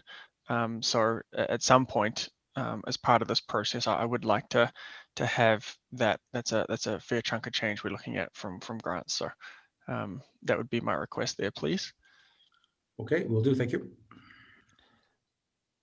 The sorry, can I, John? My next question is about utilities. Yeah. I don't know if that falls under. I can hold off, and then as we go around the horn here. Yeah, utilities, I guess we'll do as a separate item. Yeah, I'll stop. Thank you. Okay. Councillor Danlick. Thank you, Mayor Stewart. If I may piggyback on Councillor Van Newkirk's question regarding the trails, just to point of clarification, Mr. Suter, if you could please. So as part of the Four Seasons multi-use field and trails on page 29 of our capital budget in the budget document, I'm seeing, of course, the trails you mentioned. Now, were you suggesting there's trails outside of the Four Seasons Park that could be part of the I think it's almost 1,000 meters of proposed trail construction? So it's not just Four Seasons and around the multi-use field. There are other areas you could do that. Is that what you were saying? Need to clarify. Councillor Danlick, yes, it's not just Four Seasons. There's a variety of connection pieces that we're missing. I'll bring that as part of that quick presentation that I just committed to doing as soon as I can pull it together. That'd be very helpful for a visual, because there are some places where Councillor Stout had mentioned previously about the trail disconnectivity, and this will really help to solidify our trail system. Thank you very much for clarifying that. I look forward to your presentation. Thank you. Thank you. Thank you very much. Are there other members of council wishing to ask questions on the capital budget here in round one? If not, I got a couple. Okay, so I got one. It's in relation to the ladder truck. And I'd like to thank Chief Cook for putting together those excellent answers to those questions. And my questions don't surround the new ladder truck. I see the reason for it. I'm sort of looking in the back of my head at disposal of the old one once the new one is finished. So my question is, knowing that that truck's 20 years old and knowing that its residual value is about 15,000 bucks, if we were wanting to dispose of it to another fire department or whatnot, would it be a safe truck for somebody else to use? I guess my question is would it pass its pump test and its CVIP? And if not, what would we need to put into the budget to make it do that? Okay, excellent. Thank you, Mayor Stewart. I just want to clarify, that's, I believe, two questions. Number one is what would be, if I'm framing these in my words, is currently right now, what would it cost for us to bring the truck up to roadworthy standards as well as pump certification? And then also to what would is it liability you're looking for another department? Is that correct? Yeah, what would our liability be if we did that? And bear in mind, I'm not looking to put the $450,000 refurbishment into this truck. I just want to make it basically serviceable. I don't want to give, if we're going to pass it on, I don't want to give out junk. No, certainly. Thank you very much. I just wanted to clarify to make sure I addressed your question. Councillor Stewart, and to all of council, of course. So our existing ladder trucks, all of our existing fleet in the fire service right now are serviced and maintained annually. Annually, each truck goes through a CVIP inspection, a commercial vehicle inspection, which is done by a third party. We use a company out of Leduc. Further to that as well, we have a EVT, emergency vehicle technician company, typically Rocky Mount Phoenix, come up from Red Deer and do our pump certifications. This is required on the age of our apparatus annually. Further to that, to any maintenance, and we do a very rigorous maintenance program, daily truck checks as well as weekly and monthly inspections as well, allows us to address any issues or matters that arise, and they do arise. Further to that, and focusing specifically on the ladder trucks are unique. Ladder trucks also require additional testing. NDT, or non-destructive testing, which is X-raying of the ladder system itself, plus the turntable, which is the platform where the ladder sits on to pivot, requires much work. Our existing ladder truck right now has gone through its CVIP and its pump certification. On my desk, I actually have an invoice for $74,000, pardon me, a quote for $74,000 for required work to the unit to keep it in a frontline role. That is one of the challenges we're facing. In order to maintain the truck in a frontline role, should council approve the replacement of the apparatus, some of this work would be required, and of course we'd be very frugal with what we do, but would be required to keep it in a frontline role. If the unit was to be disposed of, we have a few different avenues that we could dispose of it. Through a public forum, as it is a public asset, typically goes direct, or we get notified or contacted directly from other municipalities, or beyond that, there's also a website called govdeals.ca, and it's becoming popular. It's a public website, and it's actually seen a lot of apparatus be sold. Through that website as well, allows us to dispose of the apparatus. When we do that, we would be doing it in such a manner that we would ensure that there is zero liability to the city of Beaumont. The truck would be sold used as is. Of course, we would engage our legal to ensure that all the T's are crossed, I's are dotted with respect to our liability, and that there is none. And then further to that too, it would be the responsibility of the municipality taking the truck on as ownership to bring it to the level of standard or maintenance that they require it to be maintained in. City of Beaumont recognizes National Fire Protection Association as our recognized standard of maintenance and response, much like every other fire department in the capital region, of course, and major cities. Every department does vary a little bit, there's no doubt.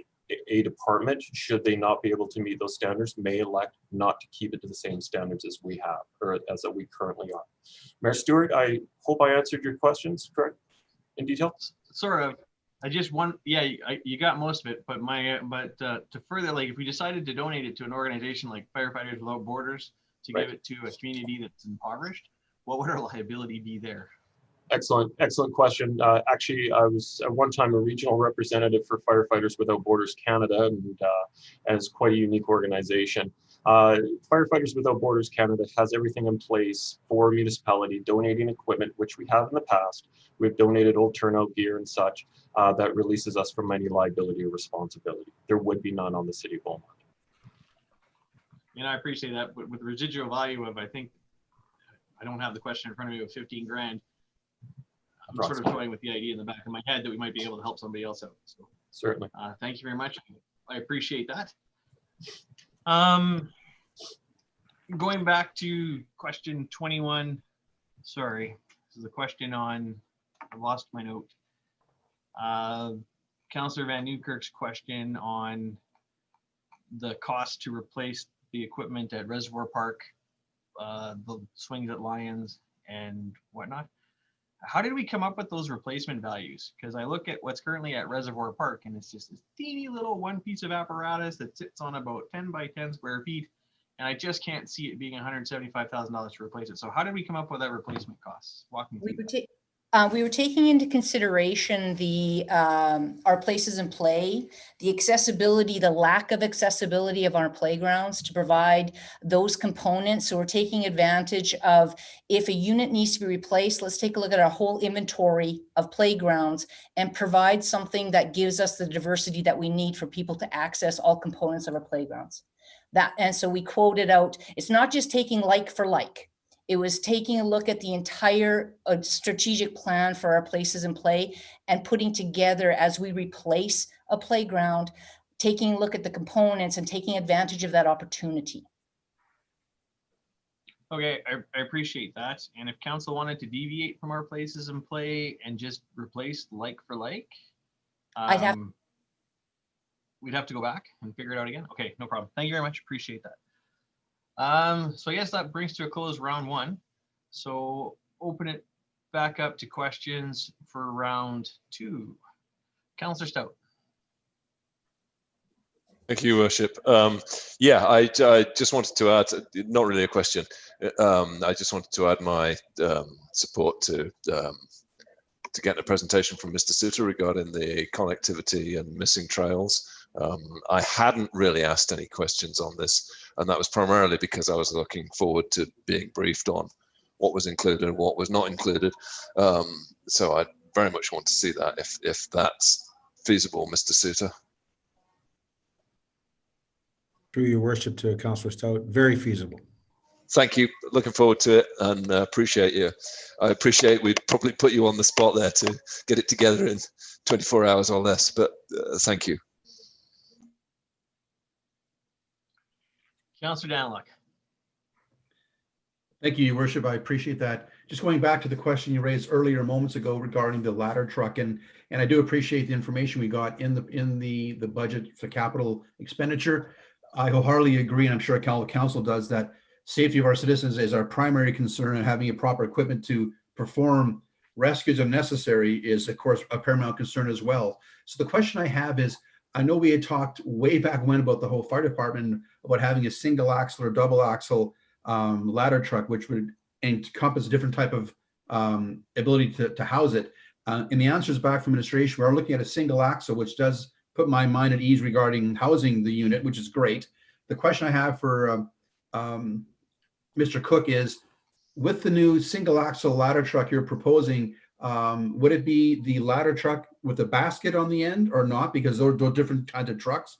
And how many stories up would that new ladder truck allow us to perform rescues should need be? Because as Beaumont now has a 4-story condo complex, the Dahmer of the Hill, if we start having 5- and 6-story or 7-story complexes in the future, would that truck be able to accommodate a 5- or 6- or 7-story building above the 4 we have currently within our jurisdiction? Thank you.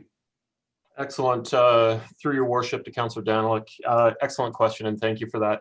I'm going to take you down a little bit of a road with this apparatus. Our fire service excellence review, which was accepted by council in 2018, identified the debate, I'll call it, on page 79, 80 and 81 with regards to a platform versus a ladder.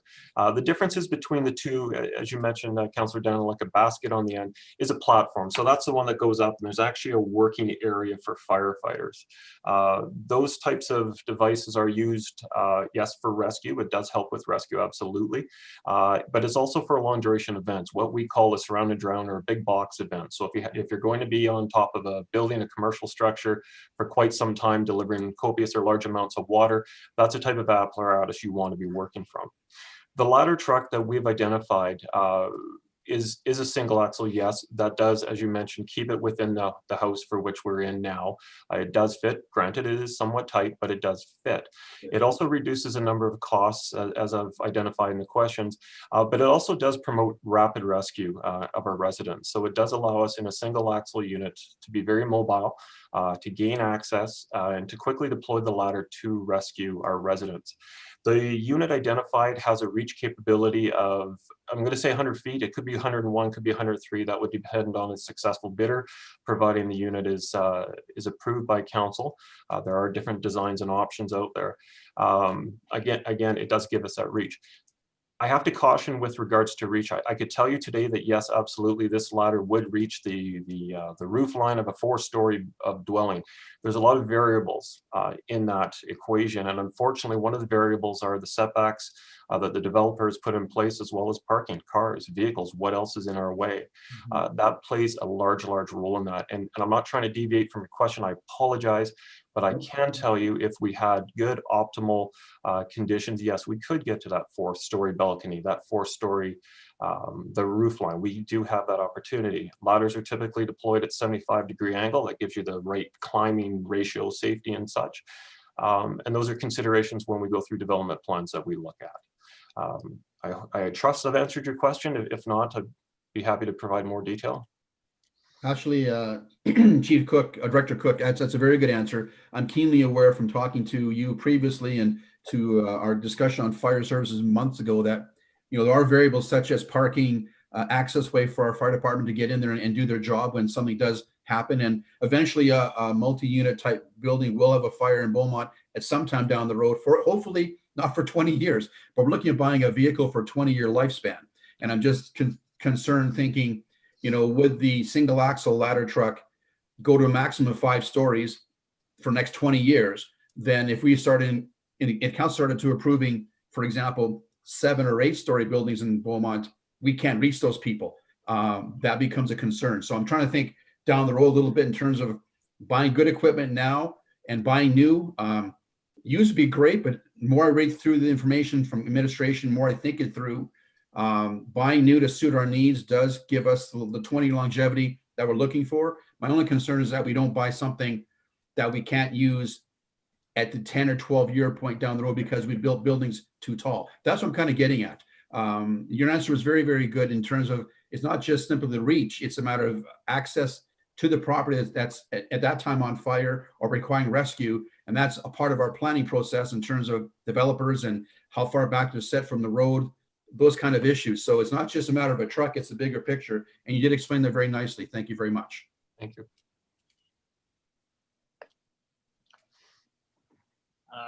Where was I? Councillor Barnhart. Thank you, Mayor. This is a question, I think, for Mr. Dowler, because I'm getting into the overview and how the capital budget relates to the proposed tax increase. And so and correct me, I'm trying to get this figured out in my head. It looks like the 520,100 is the impact on taxes for this year. It's the pay-as-you-go part. It's not grants and it's not reserves. Am I right so far, Mr. Dowell? Which page are that you, is- Councillor? Sorry, which page are we on? Trying to follow along. Well, it's a combination. It's in the capital, but it's looking at page 2, the very beginning of the document, and there's an overview. Okay. Thank you, And Councillor. transfer Carry on. from operating 520.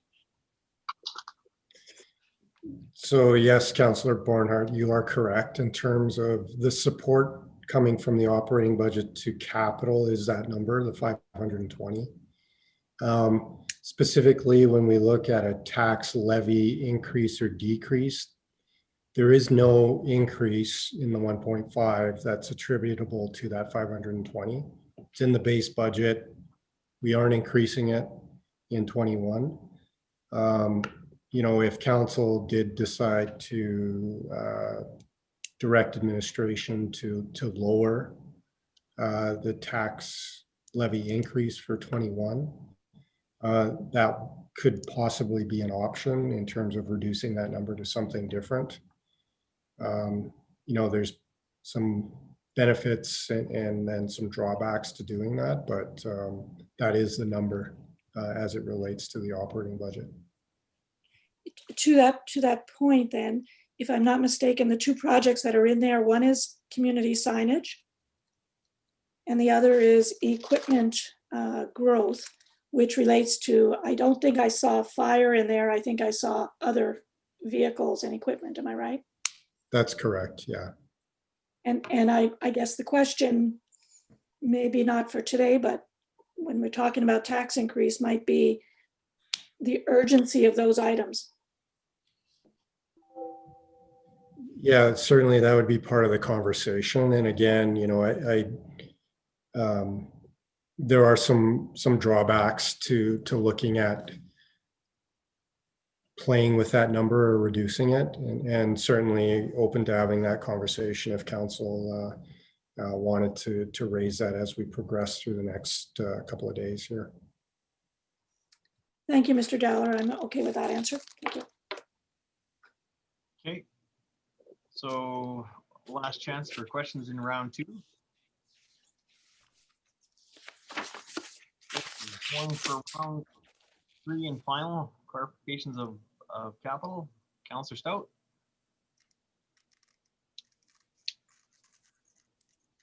Sorry, no, I hadn't lowered my hand, that was all. Okay, so that brings us to the end of clarification of capital. I guess if we'll do one last round on the utilities.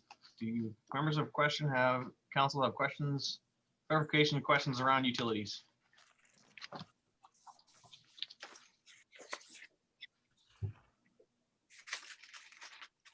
Councilor Goswing. Yeah, thanks. So the written question that I submitted that I'm seeking clarification on is number 146. It asks to outline the impact of having organics bin collected bi-weekly, and what I'm referencing is on page 83 of the budget, where we say right now the organics bin is collected every week from May to October, as we know, and then bi-weekly from November to April during the winter. I was asking for the impact of what moving the summer, so May to October, bi-weekly instead of every week. The response I got back was a reduction of 14,000. I know nothing about picking up garbage bins. That number surprised me that it was that low. Like, we're essentially cutting the service in half for that 6-month period. And so maybe my question wasn't worded right, or maybe just my understanding of how what it costs to pick up garbage bins across the city is out of whack. So without challenging the number, does my question make sense? I can provide some clarification. We have an existing contract that ends August 31st. So we only have, so September is when we'd have to start a new contract. It was for the months of June and July that you see here at 14,400. Those summer months were intended summer months. So I can get a new number for you for that whole time period, from the May to October. Okay, so I don't think it's relevant based on your answer. I don't think it's relevant to this budget. We've got a contract in place. We don't have the flexibility to change that. When that does come back, that would be a question I'd be interested in finding out more on. But I don't need it as part of this budget process. So thank you. And that's all the questions I had from the written section, Your Worship. Thank you very much, Councillor Van Newkirk. Yeah, thank you. If I could draw your attention to question 171. I had asked to provide a table to show the difference between the costs charged between the commissions and utility providers versus what we charge to residents. Just wanted to point out we didn't get a table. We got a written answer, and the written answer I understand, and the written answer is important. But what I'm trying to point out here is that there's a difference, and as administration had said, between what the municipality is charged and what we charge residents, and that's the cost of delivering services. So what I was trying to get to here is if we could put together a little table that shows us the difference so that the residents understand how much it costs to deliver those services. And conversely, we are there's increases to those things year over year. I'm not looking to go year over year backwards. I'm just looking simply for a snapshot right now that we can show residents, just a small table. We get charged this much, we're charging you this much, and the reason is this. The reason is written nicely, but there's no presentation of data like I requested. So if administration could do that, that would be great. Just to clarify that a little bit further, Councillor Van Newkirk, if we were looking at a table, I assume the rate that we would be charged from the commissions would be one column in that table, and then the actual rates that we were charging the residents for waste service, water, and wastewater would be another column. Yeah, and then the delta would be the third, right? Sure. And the narrative is answered here, right? Like the cost of delivering the service after it gets here and maintaining A, B, and C and upgrading A, B, and C and inspecting A, B, and C, is this amount, right? So I just, there's a few residents over the last year or so that had questioned me on that and infrastructure funds and the cost to do that and stuff. And I thought this might be kind of a high level way to answer that question and just show it numerically. So that would be helpful. Thank you. Sure. Thanks for the clarification. Further questions, Councillor? No.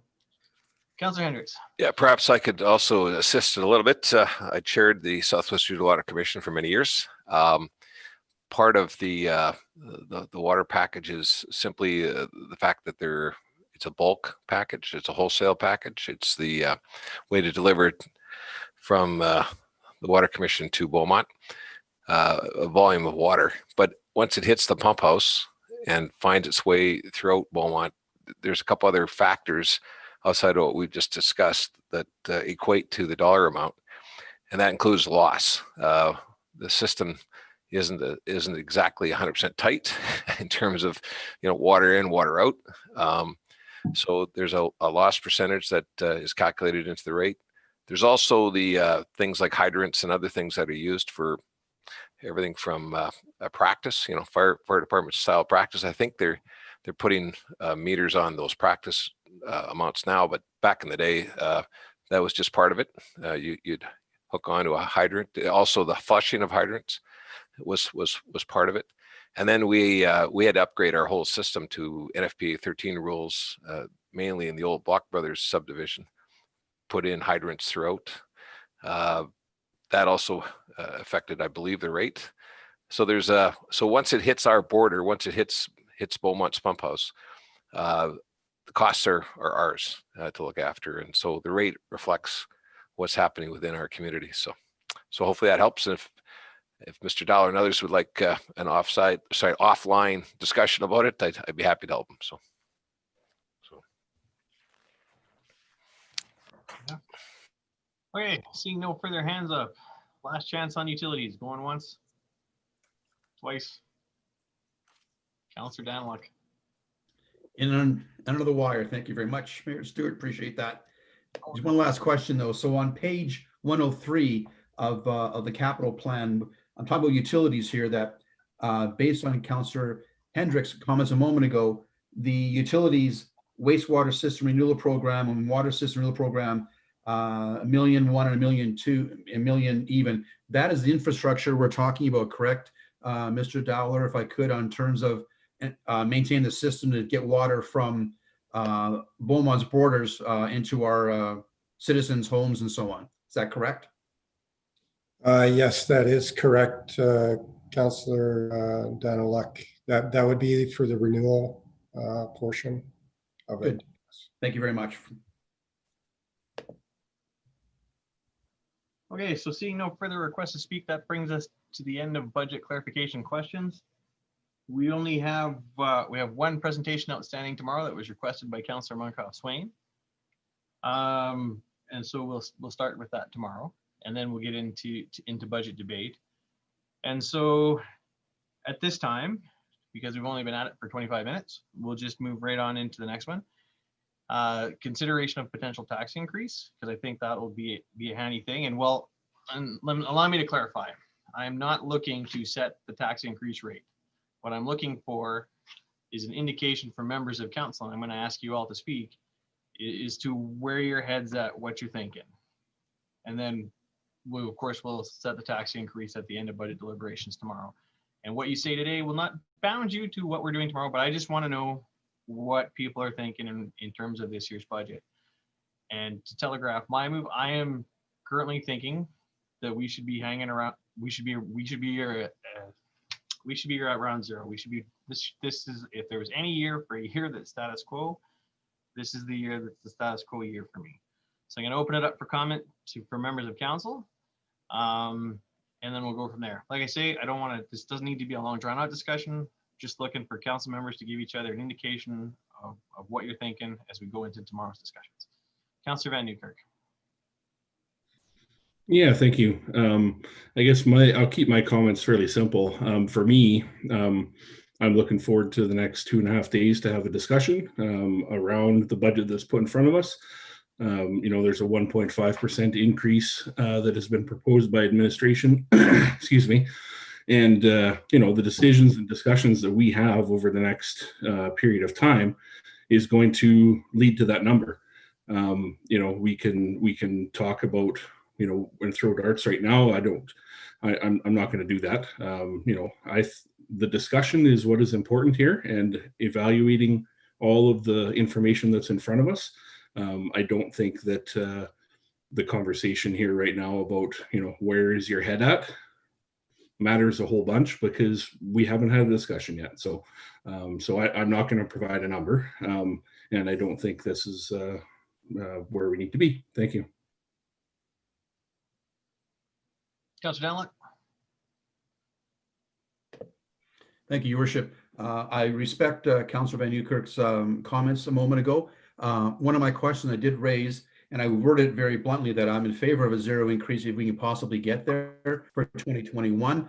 I do have some suggestions in our deliberation the next 2 days how to get us there in a comfortable manner. 1.5% is approximately $314,000 on a $32 or $34 million operating budget.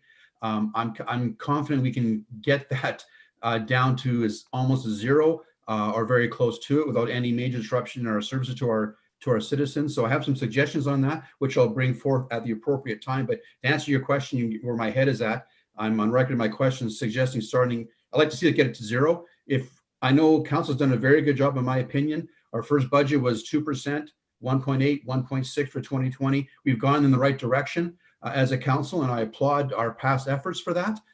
Getting close to zero would be my comfort zone, but at the same time, we'll deliberate, as Councillor McCugan mentioned, next couple of days, but I do have some suggestions to make, and we'll see where it ends up. But that's kind of where I would like to see us get to, but I am open to a discussion with my colleagues over the next 2 days and see where we end up. Thank you very much. Thank you very much, Councillor. Appreciate your comments. Councillor Munkoff-Swain. Thanks, Your Worship. And at first, maybe let me thanks for clarifying this discussion. I think how you framed it, just leading into this, helped me get through this. So thank you for doing that. Generally, I've shared this before. My general thought process around this is anything less than inflation is going backwards.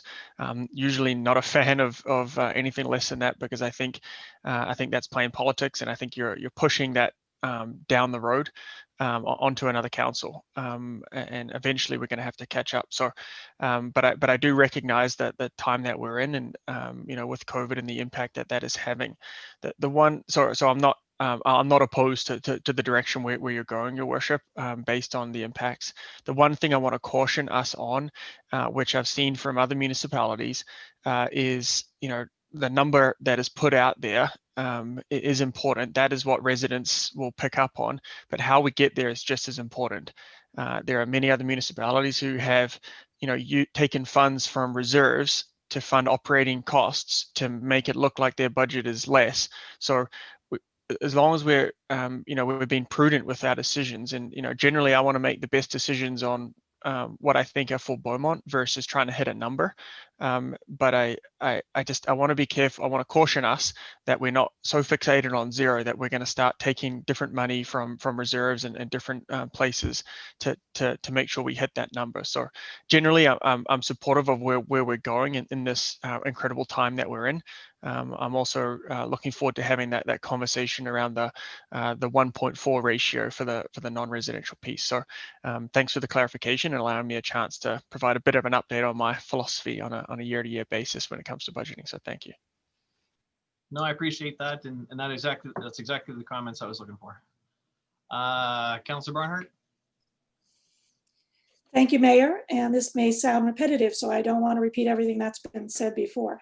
But I have been asking questions and have been proposing motions that take us in the same direction that I've heard three of my colleagues talk about so far.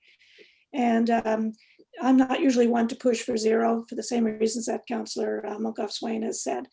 And I do want to see services for our community increase to meet the demand and the growth in our community. That being said, I think there's a serious impact on people in our community, whether it's job related or mental health related. And if we can do anything to alleviate stress, economic stress, that's why I would be motivated to do that this year. So thank you for that. Thank you very much, Councillor. Councillor Stout. Thank you, Your Worship. Yeah, I'm inclining towards a 0% increase as well.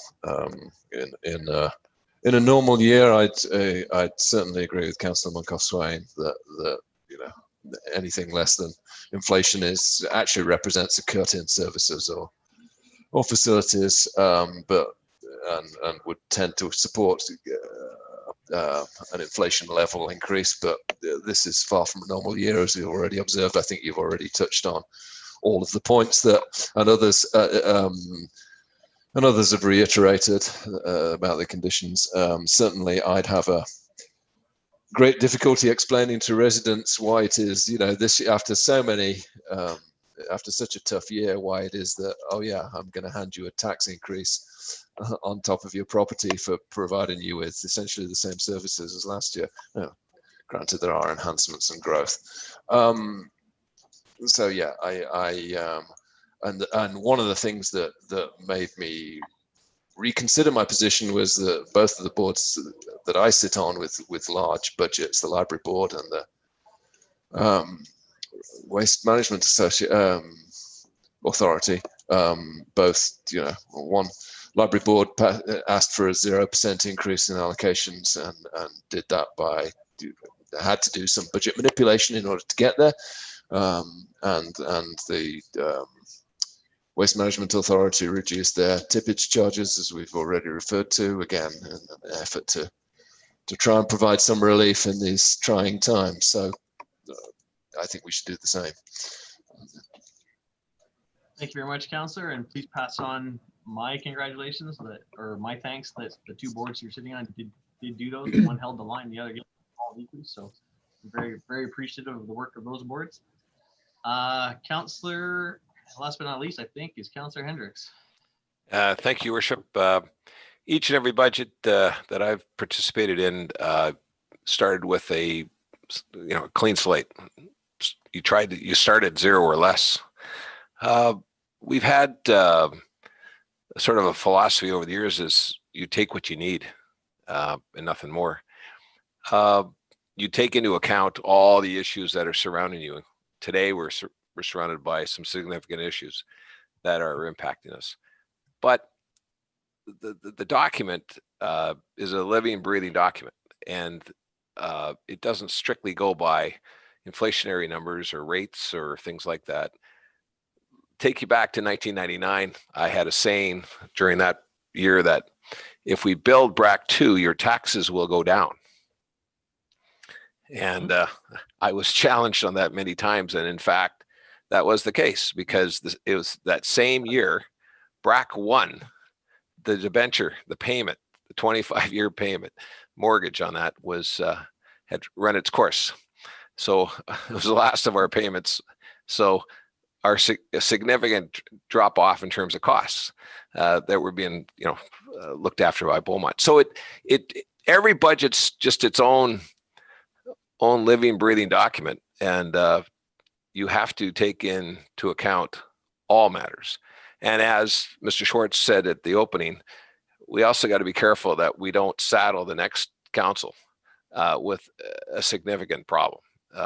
So you take that, COVID, recreation, we've had all sorts of arts discussions. We've had, we're still talking about the daycare, even in this morning's conversations, right? So it's all got to be taken into account. So you start with a clean slate each and every time.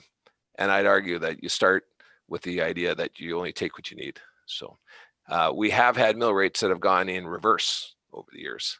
If it wasn't required, why take it? So that's where I am. I appreciate the thoughts, Councillor, and that's a great outlook on how to do it. I appreciate the thoughts of members of council for moving through this. Councillor Daniluk, I see your hand came up. I wasn't going to allow round 2 for this, but do you have a quick comment?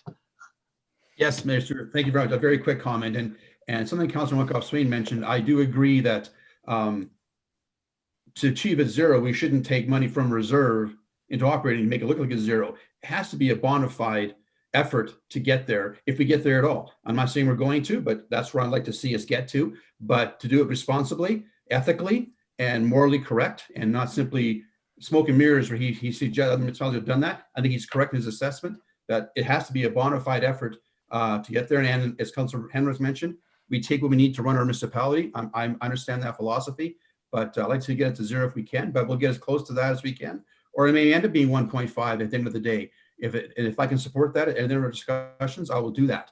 But that's where I want to see us going. So I do appreciate all the councillors' comments. Thank you very much. Well, appreciate that too. And Bill did a great summation, so I'm not going to repeat what he said. So I do appreciate all the comments from all the councillors, and looking forward to tomorrow as we get into amendments and setting next year's budget. So as of for next steps, tomorrow we'll reconvene at 12 noon, and we will start with debating motions to adjust the operational budget, followed by the capital and utilities, and then we'll move on. I'm going to quickly run back to Councillor Muckhoff-Swain. Question? So am I hearing you right that we're going to stop here today? Like and the only reason I'm asking is I'm trying to figure out my childcare. I got childcare till 5. Not that we need to do this around my childcare, but if we can, well, we've still got 2 more hours here, so I figured that we would just keep going. The goal today was an information delivery day, so that council could get the information they needed, have 24 hours to think about it, get their motions ready, and get ready to debate tomorrow.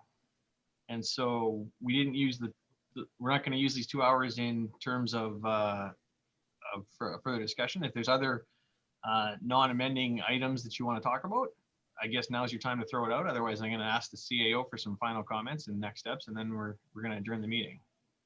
Okay. So I mean, the budget process is going to take X amount of time, right? If we can get that done in 2 days versus 3, I'm just surprised that we've been here 2.5 hours. One of the things that council has always come up with is that they like time to think about stuff. So now we've got all the information ahead of us to be able to debate the budget. We've had a lot of information thrown at us in the last 2.5 hours, and I think I know myself. And I would like some time to ruminate and think about where I'm going to go and where my head's going to be at. I'd like to give council that opportunity to have some time to think about it before we start debating budget items. I think that's fair. Okay, I'll be on the side of let's go, but we'll see what others think. No, we're not. This isn't open up for debate. This is the way it's going to go. So, is there other pieces of information council needs today? Councillor Van Newkirk. Yeah, thank you. I guess thanks, Mayor, for for explaining your position on the process. I respectfully disagree. I think we should keep going and soldier on. We've had a long time to prepare. We've had a really good process that's been put out in front of us. And the information I think that we received in the clarifications, I didn't hear anything that was really groundbreaking. It seemed like councillors had a good grasp of what was going on and just needed some clarification. So yeah, I'm in the let's keep going camp. We booked the afternoon. Residents are expecting that we're having a conversation from 12 till 5, and that's where I'm at. If you adjourn the meeting, then I guess we're done. But yeah, that's not a direction I support. Thank you. Appreciate that. All right, go to the CAO. Closing comments? No, I didn't really have much to add. I think council did a wonderful job of pulling these questions together. I know when I was first told about the sheer volume of questions, I was in my mind thinking, how could we possibly generate that many questions? And staff have also looked at them from a thematic perspective as an opportunity for us to provide more information on a regular basis in those areas. And we're going to take that back with us as we proceed through 2021. So I thought the discussion today was very constructive. Again, very good questions. So you're definitely 3 years into your term and figuring stuff out and getting ahead of us. So that makes me nervous, but that's life. I have nothing else to say, John. Mayor Stewart, looking forward to the direction that council takes us through the capital and the operating. No, appreciate that very much. Councillor Danlock, followed by Councillor Barnhart. Thank you, Mayor Stewart. If you're open to another suggestion, I do echo the previous comments. I think I'd like to take some time and go through, if we can, part of the operating budget, maybe starting from page 42, and each department as we go along and try and see if we can agree on things. We have another couple hours, but if you're adamant about adjourning the meeting, I will of course comply. But I do think we have some time here, and I was expecting me to go through some of the budget today, but I'll leave it up to your discretion. Thank you. Oh, sorry, what's your intention is to commence amending motions? No, sir. My intention was to start going through the operating budget department by department like we did last year, and people can make comments on, like, for example, on page 42 is the council budget, and there's some opportunities there, I think, to save some costs there. As we did last year, we go through each department as we go along through the operating budget. So I was going to suggest we start there and continue on the afternoon, but if you have a different opinion, you are chair of the meeting, so I will respect the decision you make. Yeah, no, because my intention is when we start to do that process is if we're going to go to council and we're going to discuss something, we're going to throw out a motion that we're going to debate and adjust the budget. And based on some of the things that I heard today, I know I need some time to go through it again and get my head straight around things that I want to bring up. And so I think I'm going to take the 2 hours that's available to me to do that. Because that's the next part of the process. Is as we start hitting through departments and start hitting through the operational budget, is to start amending the budget. Councillor Barnhart. Oh, thank you, Mayor. I'm really confused. On the agenda that we approved, item number 3 was to be done before 5 o'clock today, and council tables amending budget motions. You are now amending the agenda and saying we're going to do that tomorrow. Is that correct?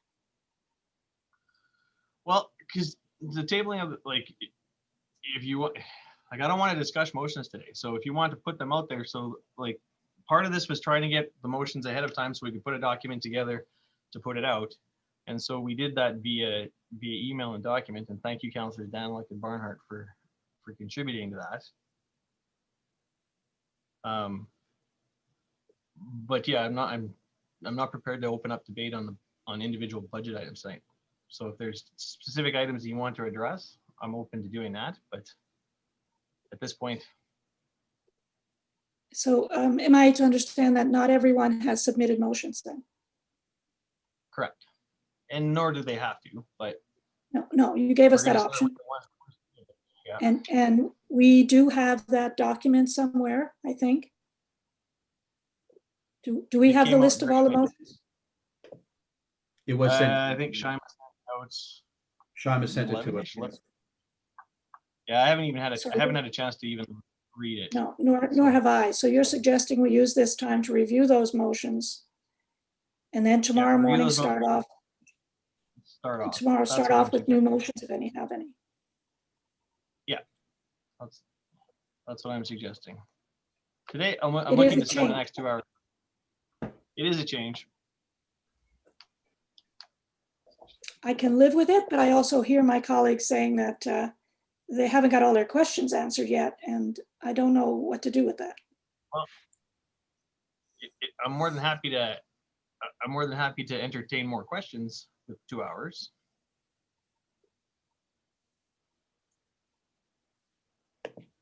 Surrounding the budget. Because today was information gathering. Tomorrow is debate. Councilor Danlick?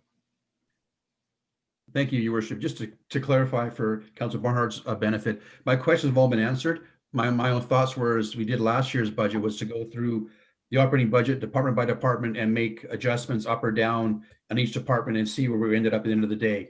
That was my expectation to continue that today. But if Mayor Stewart decides to adjourn the meeting, I will abide by his decision and convene tomorrow. So I look forward to a decision here. Thank you. Okay.